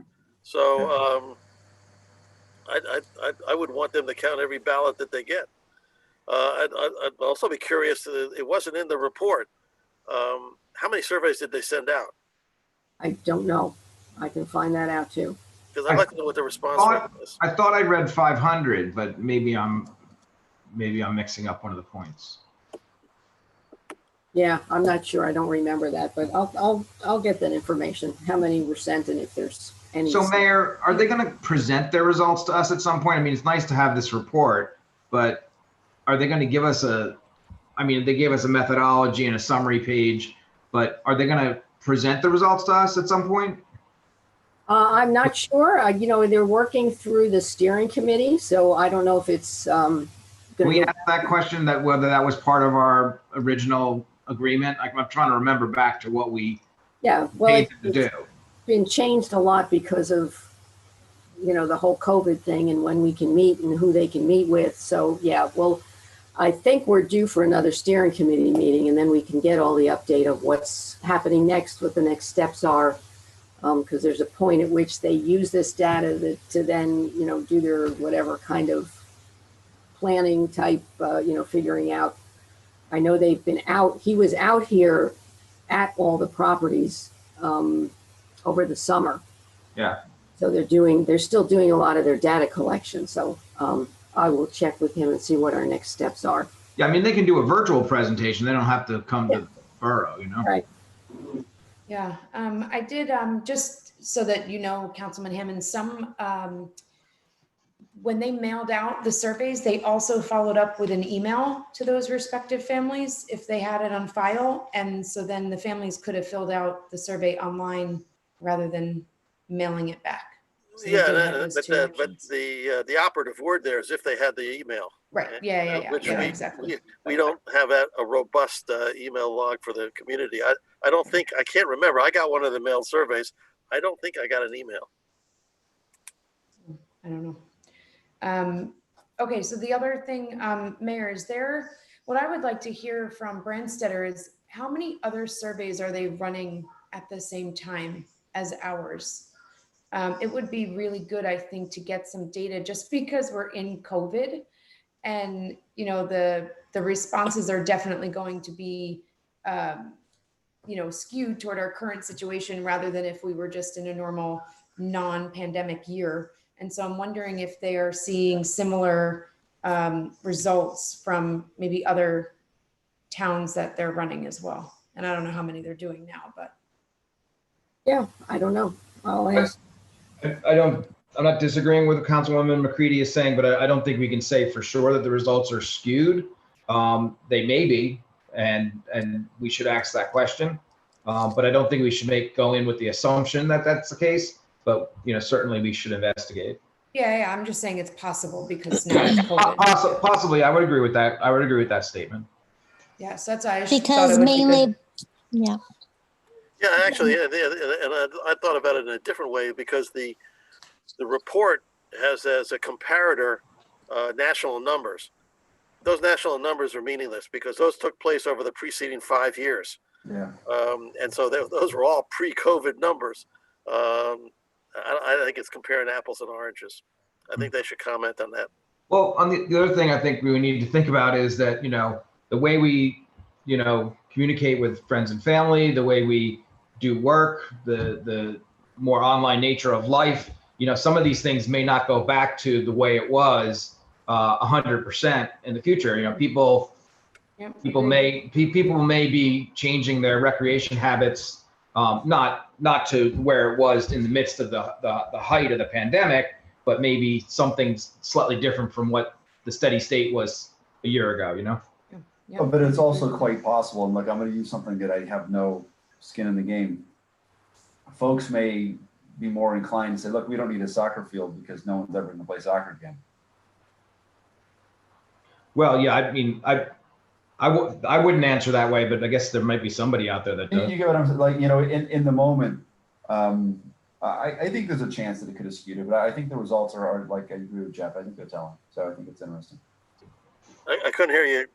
What was that? I kind of lost. Oh, I say I was agreeing with Jeff. I think the results are interesting. I want to see them in context of other things as the years progress. Okay. I will follow up with them and get that information. What is the next? Oh, hey, Mayor? Yeah. I believe they were shooting for 30%. So that would be 1,000, Oh. somewhere in that range. 30% response. So they would have sent 1,000, you think? I believe so. You can double check with them on that. I had a conversation with him about this. I think it's something like that, 30 to 40%. Yeah. And Mayor, I think there was one other thing that they talked to us about, at least when we were sourcing them in the first place, was that they wanted a geographic distribution around our whole entire town. And that if there were clusters where we were getting a low response rate, they were going to focus their efforts on recruiting more answers from those, you know, less responsive areas. So I believe they took that approach as well. Is that correct? Sounds correct. Yeah. Okay. So I mean, that was my understanding. I don't know if other people heard that when we were sourcing these guys in the first place, but I think that what they said was, you know, if you don't get enough responses, we're getting them all skewed towards one neighborhood, then we're going to go and, you know, solicit responses from the other areas. I don't know that happened. I'm just saying I think that was part of their methodology. Yeah, it definitely was. It would be good to see what the areas were, the people that responded, and make sure that we did get that. Yeah, we should ask them for that data. Yeah, and it wasn't just geographic; it was also age ranges, for example. I think they need. I'll agree with Councilman O'Day. I would like to have a presentation. I would like to have the opportunity to ask them some questions and have them to explain how they handled the unusual circumstances that in which they had to take the survey. I agree. Yeah, they're not done yet, for sure. I would like to. I'm sure they will do a presentation. I'm on the steering committee. We'll make sure that happens. Yeah. Yeah. I mean, I would think that it's part of our original agreement with them, Yeah. but you know, I'd have to go back and look. Yeah. Same. I mean, I wouldn't think they're just going to hand us papers and a plan of what to do and ask for a whole bunch of money and not actually, you know, have dialogue with them. Well, I hope you understand our concern is because this report just sort of popped up on the agenda packet. And unlike, for example, we had with topology, they always were here to give an explanation of their reports. That didn't happen this time. Yeah, I think they're just done. I think they're not done, right? And I think the mayor just wanted to give you we got the report this week from them, and it went to the steering committee. And so I think she just wanted to share it with council just for your information. In the sense of keeping you all informed. Yeah, I appreciate it. I appreciate. Thank you. I like to see the information, but at the same time, obviously, it raises a few questions that would be nice to be able to ask the author of questions. Yeah, I will follow up with them. But I think we should wait until we've got everything. Yeah. Yeah, and I know we probably won't be having a steering committee meeting pretty soon too. We haven't. Thank you for sending the data around. Yeah, I will. So the next is the ordinance vacating Old Oak Ridge Road cul-de-sac right-of-way. John McDowell is recommending this. Did you discuss this in Public Works? Yes, we did. And you're behind it as well? Yes. So can we get that on the next agenda? I think we can. I think the only question that came up, Jack, was if we vacate it, that means there's no more easement. We can't use the property. But this is deeded property, which is slightly different from other things that we vacated in the past. We have a deed to this property, and we wanted to offer the homeowners the option at their expense to buy the deed from us, and it would actually become their property. Either way, if we vacate, we're not using it anymore, but it's kind of becomes this stranded land. It's in the front of their house, but they don't own it. I would ask them what they want. Right. Ask them to bear the expense of doing it, because you're right. This is a very unusual situation in that the right-of-way was deeded to the borough. Usually it's just dedicated to the borough. Right. So if in fact they want us to sell it to them, we've got to issue it's just one adjoining property owner. So we could sell it to them privately, but there'd be much more involved in the expense of doing it. There's two property owners, I think. Yeah, one on each side of the road. But they don't have, there aren't abutting property owners to either side. If there were three properties that bordered the part we were vacating, then we'd have to offer it to all three of them. Right. So what I'm saying is, I think the Public Works Committee said, fine, we'll vacate it. We vacated, paper roads and stuff in the past for people, but vacating it doesn't actually give these people the right to sell it as their property in the future. And if they wanted that right, we wanted to offer it to them at their expense. Yeah, I would give them the option. I agree with you. And then what would it just be, like a fair market value calculation, Tom? Is that what would happen? Yeah. Yes. Some assessor would have to say what it's worth, It'd probably be on a square foot basis. So just so I understand the situation. So this area here is part of a cul-de-sac and then just never utilized, or the plans changed, I'm guessing? The road was extended. Extended to the next lot. So the cul-de-sac is supposed to be back here and then road was extended. I now understand. Yeah. Okay. So we filled it in and put some grass in, but we still own it. So do we vacate it first and then offer to sell it to them, or do we offer? No, we do one or the other. One or the other. Okay. Depending what the property owners want. Okay. Okay. So who would contact the property owners? I guess John McDowell would make the most sense. I think he's been in contact with them before. Yeah, it sounds like one already was interested, but he didn't mention. Yeah, I think just one side of the road is actually interested in doing it. As a practical matter, it's their property to use. Most everybody, part of your property is in the right of way. Mm-hmm. And your driveway probably crosses the right of way because the right of way is usually wider than the paved portion of the street. So your lawn usually goes up to the edge of the pavement, even though there's a right of way covering part of it. So did the property owner just email the borough? Is that all that happened, or? I don't know whether they emailed John or they contacted John. Okay. In some fashion, they communicated with the borough. Okay. So, Ralph, can you talk to John about following up on that? You're muted, but yeah. You were muted. I know. Yes, I will speak to John tomorrow about that.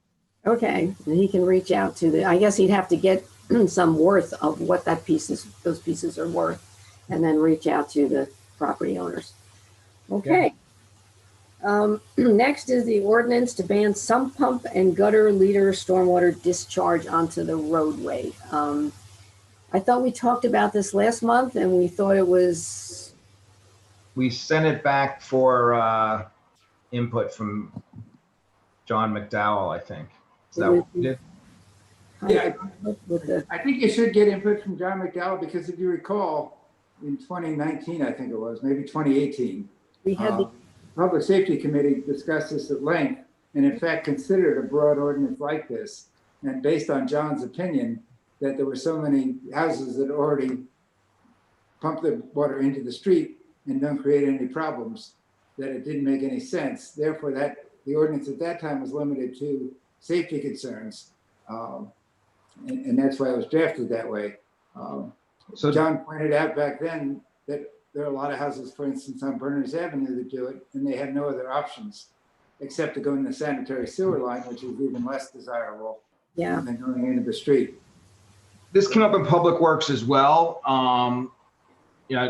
Happy to have any of the other members who were in the meeting speak to it, but my recollection was that this caused some issues with a couple of properties in Lindaberry where they're doing work, where when they did the mill and pave, there was an issue where they had to actually, move the paving, realign the road, go lower, cost us engineering work, cost us time and effort to move our road to make account of these, some of these things that were exiting right onto where they were exiting.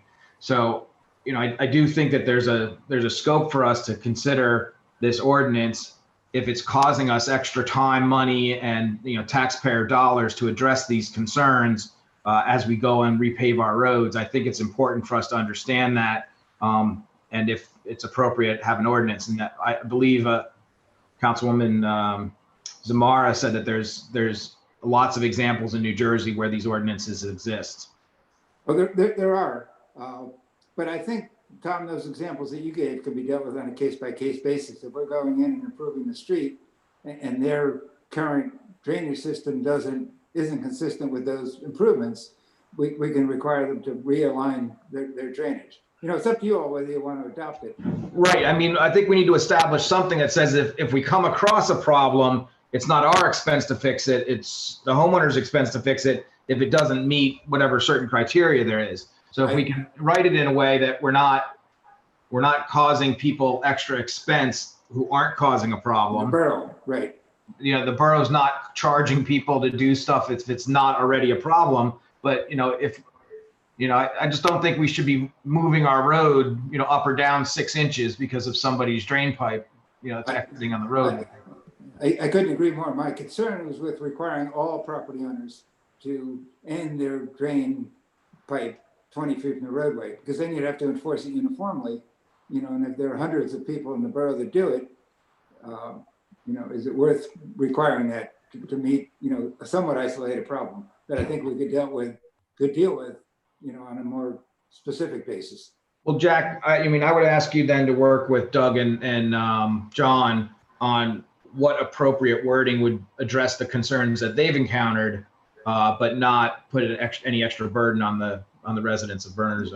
I did speak to John before this meeting, and he feels the same way he did 2 years ago, that we shouldn't do it across the board. So I will work with Doug and John to try to deal with the other issue that you've raised. Yeah, because I was going to say, John, I don't think mentioned that during the meeting.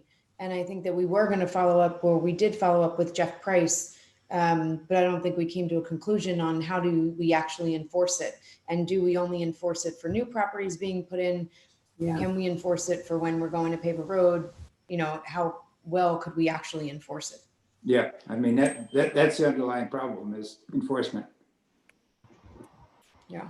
So. Okay, I'll get back to you at the next meeting then. All right, just thank maybe you. include Jeff in that discussion too. Yes, I definitely will. Thanks. Thank you. Correspondence, I don't see any. Did we have any? Other than the note from Assemblywoman Ora?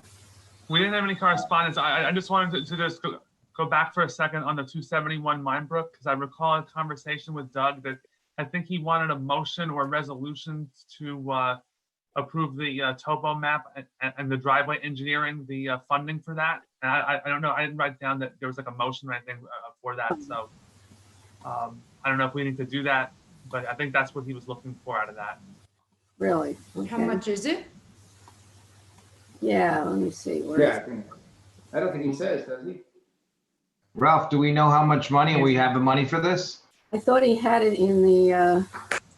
There was some correspondence I think I was copying on. I'll read it right here. The field work cost to develop a topo map of the area required for the new driveway is $2,100.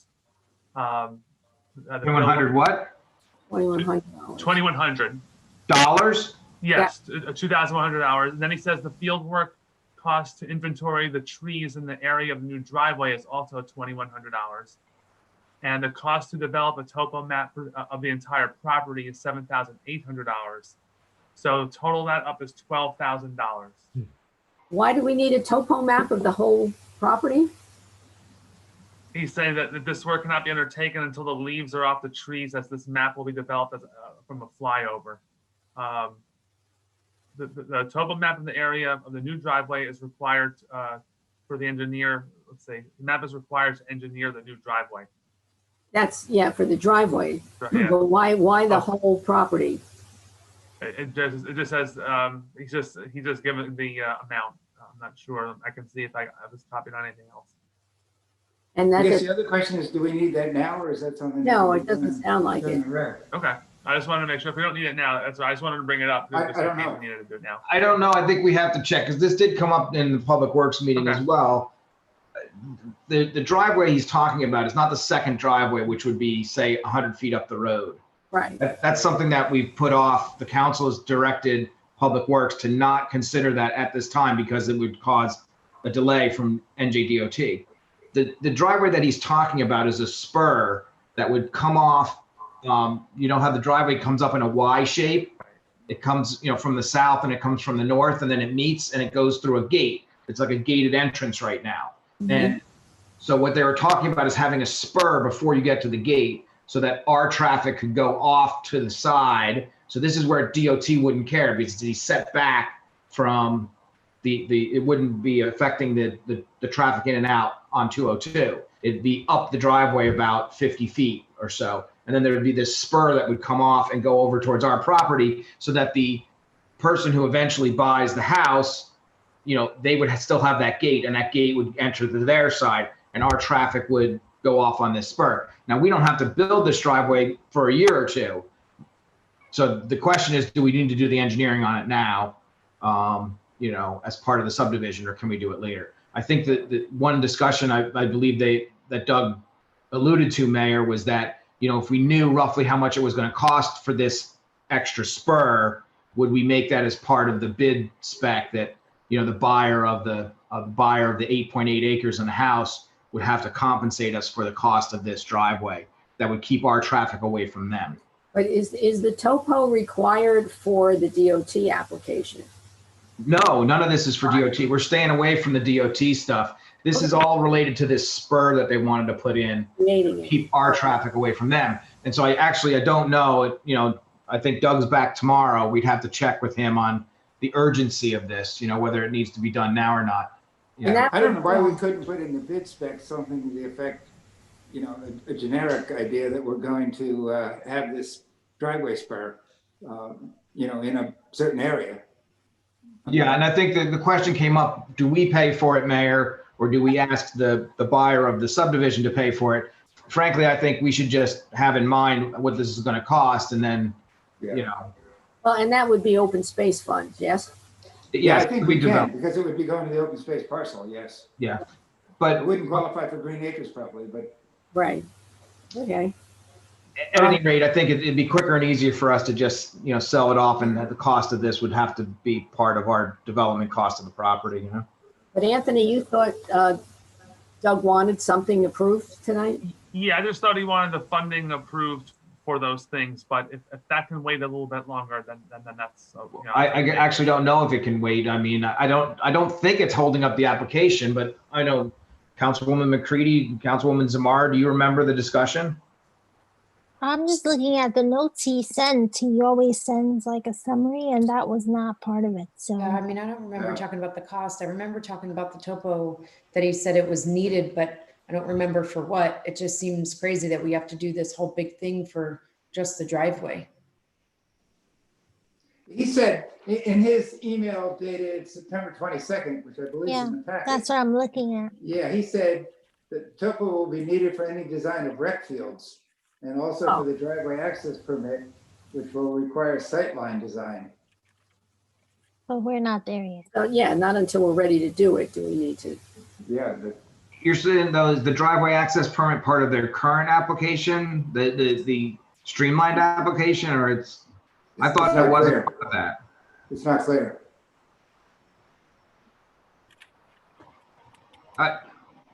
Can I ask a question? I don't think so.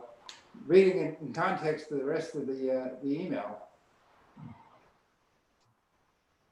I guess I don't know that we can approve it tonight. I don't know if there's anything we can do until October 13th at this rate. Okay. Is there? No. I don't think so. I mean, I hate to delay ourselves 2 weeks if this is something that's necessary for the application, but I think the direction should be to move ahead without this unless it's absolutely necessary to the application that's in front of NJDOT. Wait, why don't you approve the first two things and not the topo? Yeah, the 2100s. The two 2100s. What were those for again? One was a topo. I forget what the first 2100 was the field work cost to develop a topo map of the area required for the new driveway.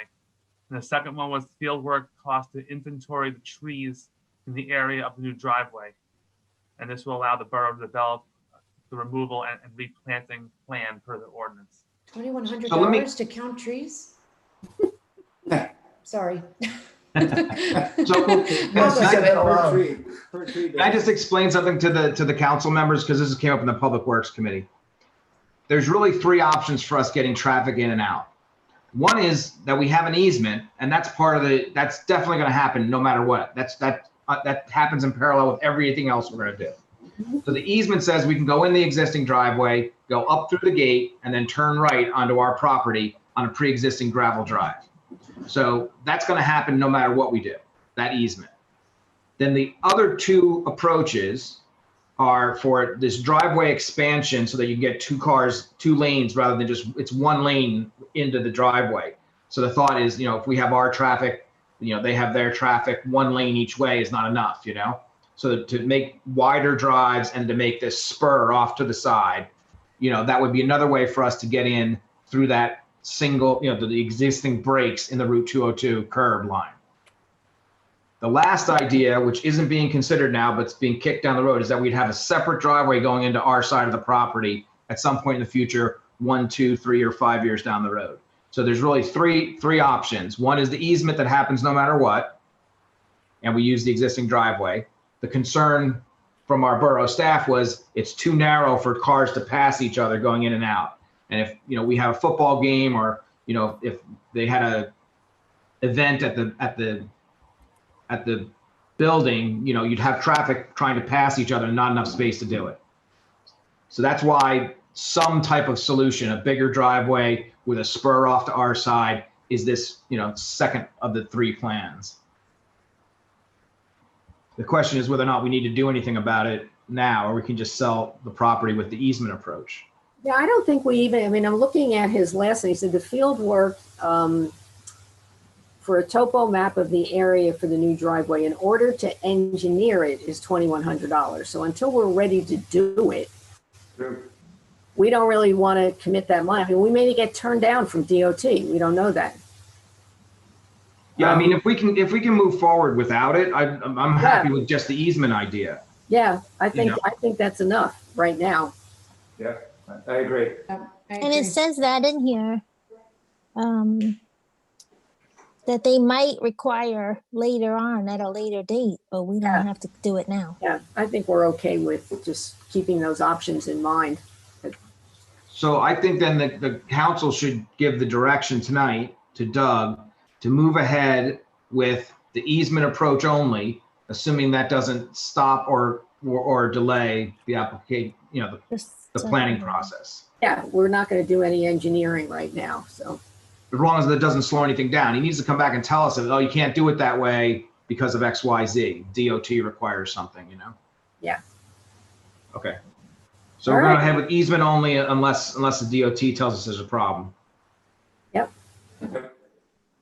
Unfinished business, do we have anything hanging out there from before that we didn't finish? I think we're good. New business? I do have a question. I know there was a vigorous discussion about who was going to be in charge of some of the Christmas aspects, and we threw that to Bob and the rec committee. Was there any follow-up on that? I think Bob's been, well, he's still here. He's been meeting with some of the players, haven't you, Bob? Yes, I've spoke with all of them at this point, Mr. Rosidi, Mr. Rossi, and Olivia. And as far as tangible things, I have from both, Olivia puts out everything, it's great. And then, Joe Rossi's plan for the downtown possible COVID modifications. We went over some stuff about that for the tree lighting. Long discussion with Mr. Rosidi following up on that last meeting. We left it at, he was going to email me some things he'd like to see. We didn't go over anything COVID modification, so I'm not sure at this point we have anything planned with him, but definitely open when he gets back to me with some of the things. And that's where we're at right now. So the three groups we are talking. Thank you. Yeah. And actually, I think Olivia just posted a whole list of things that downtown Burnsville has got planned. And there'll be a lot going on, as much as we can do in this environment. So any new business? One thing I'd like to ask public safety maybe to look into. I heard we had some issues with the Laurelwood trail, that we've had some ATVs and people going in there that aren't supposed to with, bikes and things, and they've done some damage to it. And the suggestion was that there be possibly a fine and maybe community service, like they have to go back and fix what they ruined on the trail, like maybe put some time in fixing the trail, just because they're usually young kids and they're just having a good time, but we don't want them either scaring walkers or damaging the trail. So just something for your agenda. Are they using it for a pump track? Yeah. Is that illegal? Are we talking bikes, motorcycles, or bicycles? No, one was a motorized ATV that went in there, and it kind of chewed up some of the. I don't recall. Do we have any sign there that says no motorized vehicles? I don't know. I think the sign. Oh, I see Jeff just lit up. Did you have any? I don't know if the signs are up yet. I know they had ordered them. I don't know if they're there. I have no knowledge, Mayor, of any signs. I can look into it. Have we said that motorized vehicles aren't allowed there? Is that a council decision? I don't know. I think Open Space and Recreation had worked up a list of rules, and I don't know if they've got them published there or if there's a sign. I think before we start talking about penalties and such, that's the first thing we need to do is to make sure that the whatever prohibitions there are have been publicized and are posted. Yeah, I know there were rules. I just don't know if they got posted, but I'll see if we can get a copy of them to you guys. So can I ask something that, the question that can go to the rec committee if they're thinking of, making specific rules? I think that there are electric bicycles now, which are silent for the most part. And some of them could go on a trail if depending on the design of the bicycle. And, I don't know that falls into the same category as a gas-powered ATV in terms of the damage it could do or in terms of the nuisance value. So when the rec committee is thinking about it, I think that the term motorized vehicle maybe needs to be broken down to be specific about what we mean. Maybe the rec committee comes back and says they don't want electric bicycles, but you know, I think there's some scope to allow certain things that aren't as, you know, offensive or destructive to people. Well, I think it may have as much to do with weight as it does how it was powered. So I do think that the rec committee can come back with some sort of recommendations about what they want to avoid in order to not to damage the trail. That's really what it's about, I think. Yeah, well, I agree. I mean, I'm just not sure that, you know, an ATV is equivalent to an electric bicycle. I agree, but I think we'll leave it to them to tell us. Yeah. And that's what I'm doing. I'm just proposing that we ask that question and we ask them to discern, you know, the difference between certain things. I mean, just the noise factor alone is a major difference. There's signage up there, but it doesn't specify any rules. It just tells you where the trail is. Yeah, I thought they had ordered them. Probably either, I don't know. Bob, do you know if recreation was doing that or open space? I think it was probably open space. I haven't heard about that. All right. We'll Yeah, check. what were the complaints, Mayor? Just that, like, what was I broken? think they had done the scouts had done some, after clearing, they had done some new plantings and the plantings all got ripped up, you know, along the edges. Okay. And they moved some of the logs and put logs across and, you know, made a course out of it. So, Yeah. Okay. you know how kids are. They're creative. Yeah. Okay. We have our second open session. So if anyone from the public who's still here, and I see a hand up. Johanna already has her hand up. She's ready to go. 3 minutes. Go. Wait, you're muted.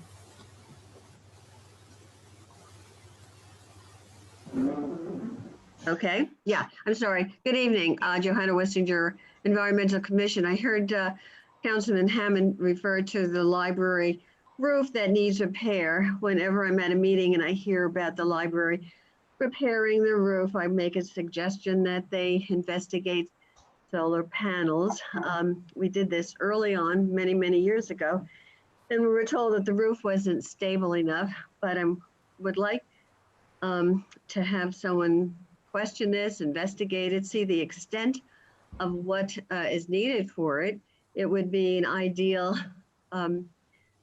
spotlight to show that panels are not unattractive. That seemed to have been the big issue at a Board of Adjustment meeting I went to when a citizen very nicely was putting in solar panels. I know the library had an issue with their heating being done primarily with electricity, and that was improved, but never fully. In other words, they don't have the best energy system. So therefore, on two counts, being a good example and having an energy source that is good would be good. So maybe that could be looked into. The last time I was at a meeting and happened to hear that, there were other people in authority that agreed that that might be a good thing. So that's all. I can just respond because when I first joined the library board, I brought up the issue of solar panels, and I was told that it's not a matter of aesthetics. It was one was the stability of the roof, but the other was the way the roof is oriented.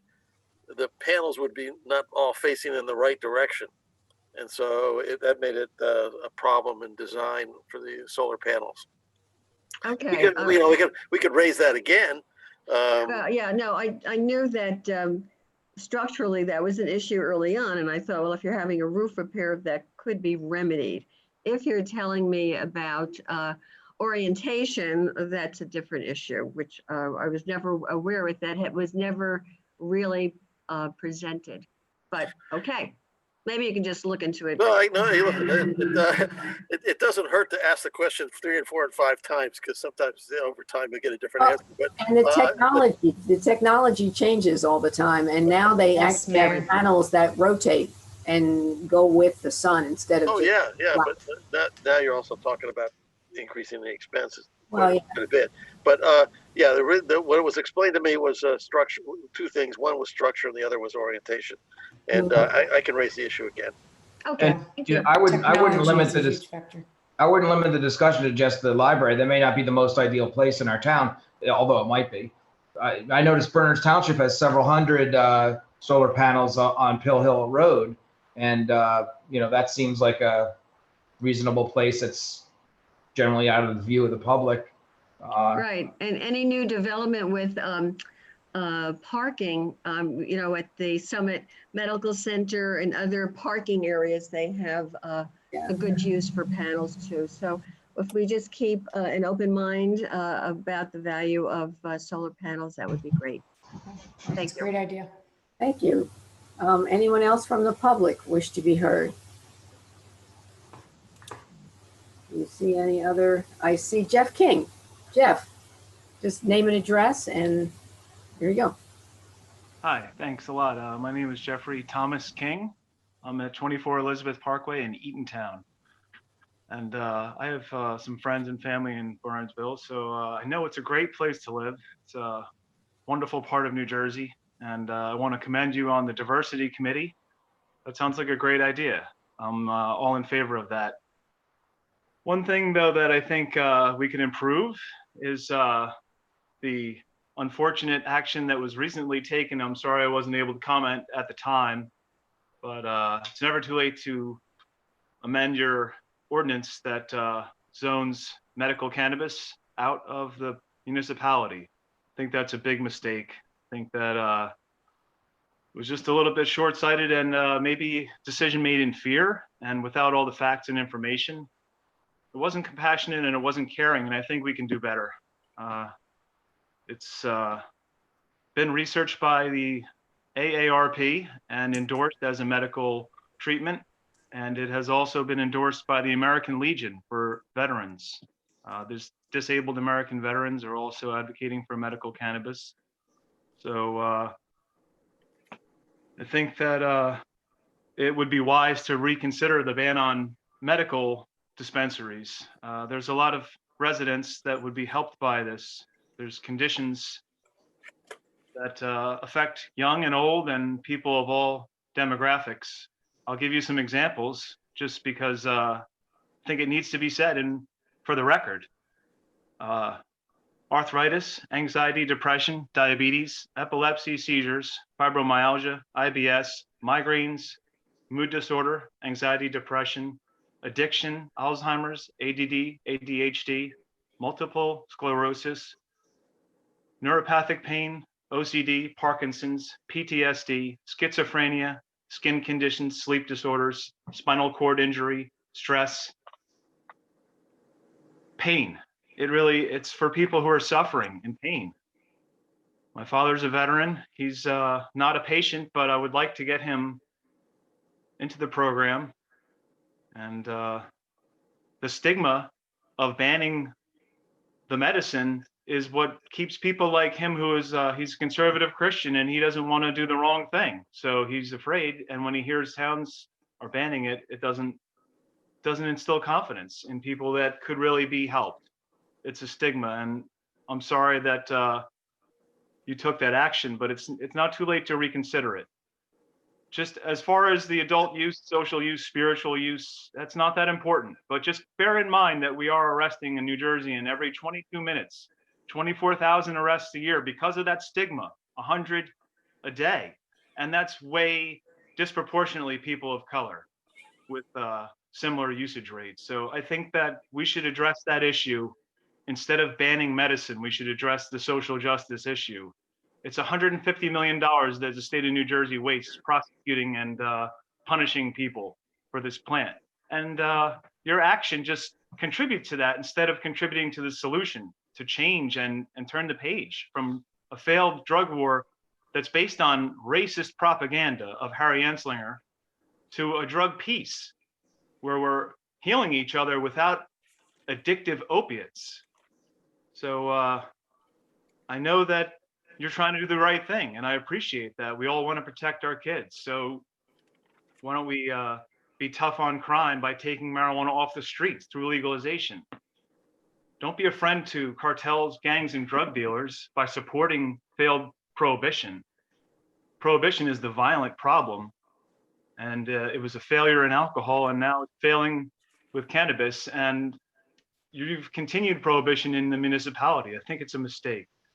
I won't even mention that I'm mentioning, but who cares that you're going to make money on this with the 2% on adult use? That's irrelevant, really, to me as a consumer who would like to use it for medicine. It's more maybe important that it's high-paying jobs that you're turning down. It's really an asset to have in the community. So I just had to say that when I found out that you banned it. And I would like to commend Councilman Thomas O'Day and Christine Zamara for doing the right thing. I'm more addressing Councilman Hammond, Donahue, Schmidt, and Greenfield. So, we all make mistakes and we all learn as we go on through life. And I just urge you to please reconsider. Thank you. Okay, thank you, Jeff. Well, if I could just say, for the record, I was the one who introduced the ordinance to have medical dispensaries. So I'm not sure why you lumped me into the other column. I apologize. I was just going on what I had read in the article. And also, I think, just to be clear, and for the record, I'm a proponent of medical dispensaries. We're not, the fact that ordinance got defeated doesn't mean that you can't use it. It just meant that we couldn't have a dispensary. I appreciate that. Thank you. Yes, thank you. Thank you, Jeff. Good night. Good night. Do we have anyone else from the public who wanted to speak? I don't see any. So I will close the public session. Jack, do you have anything for closed session? I do not. You know what? I'll just send an email about the discussion. I don't know unless you want to have a conversation on the American water. Do you want to talk about it or not? I mean, it's not settled, so I can send you an email of where we are right now, and that's not have to do an executive. I'm fine with an email. Okay. Otherwise, there was nothing else. So, you have a motion to adjourn. I'll move to adjourn. I'll second. Okay. Thank you all. Not bad. Little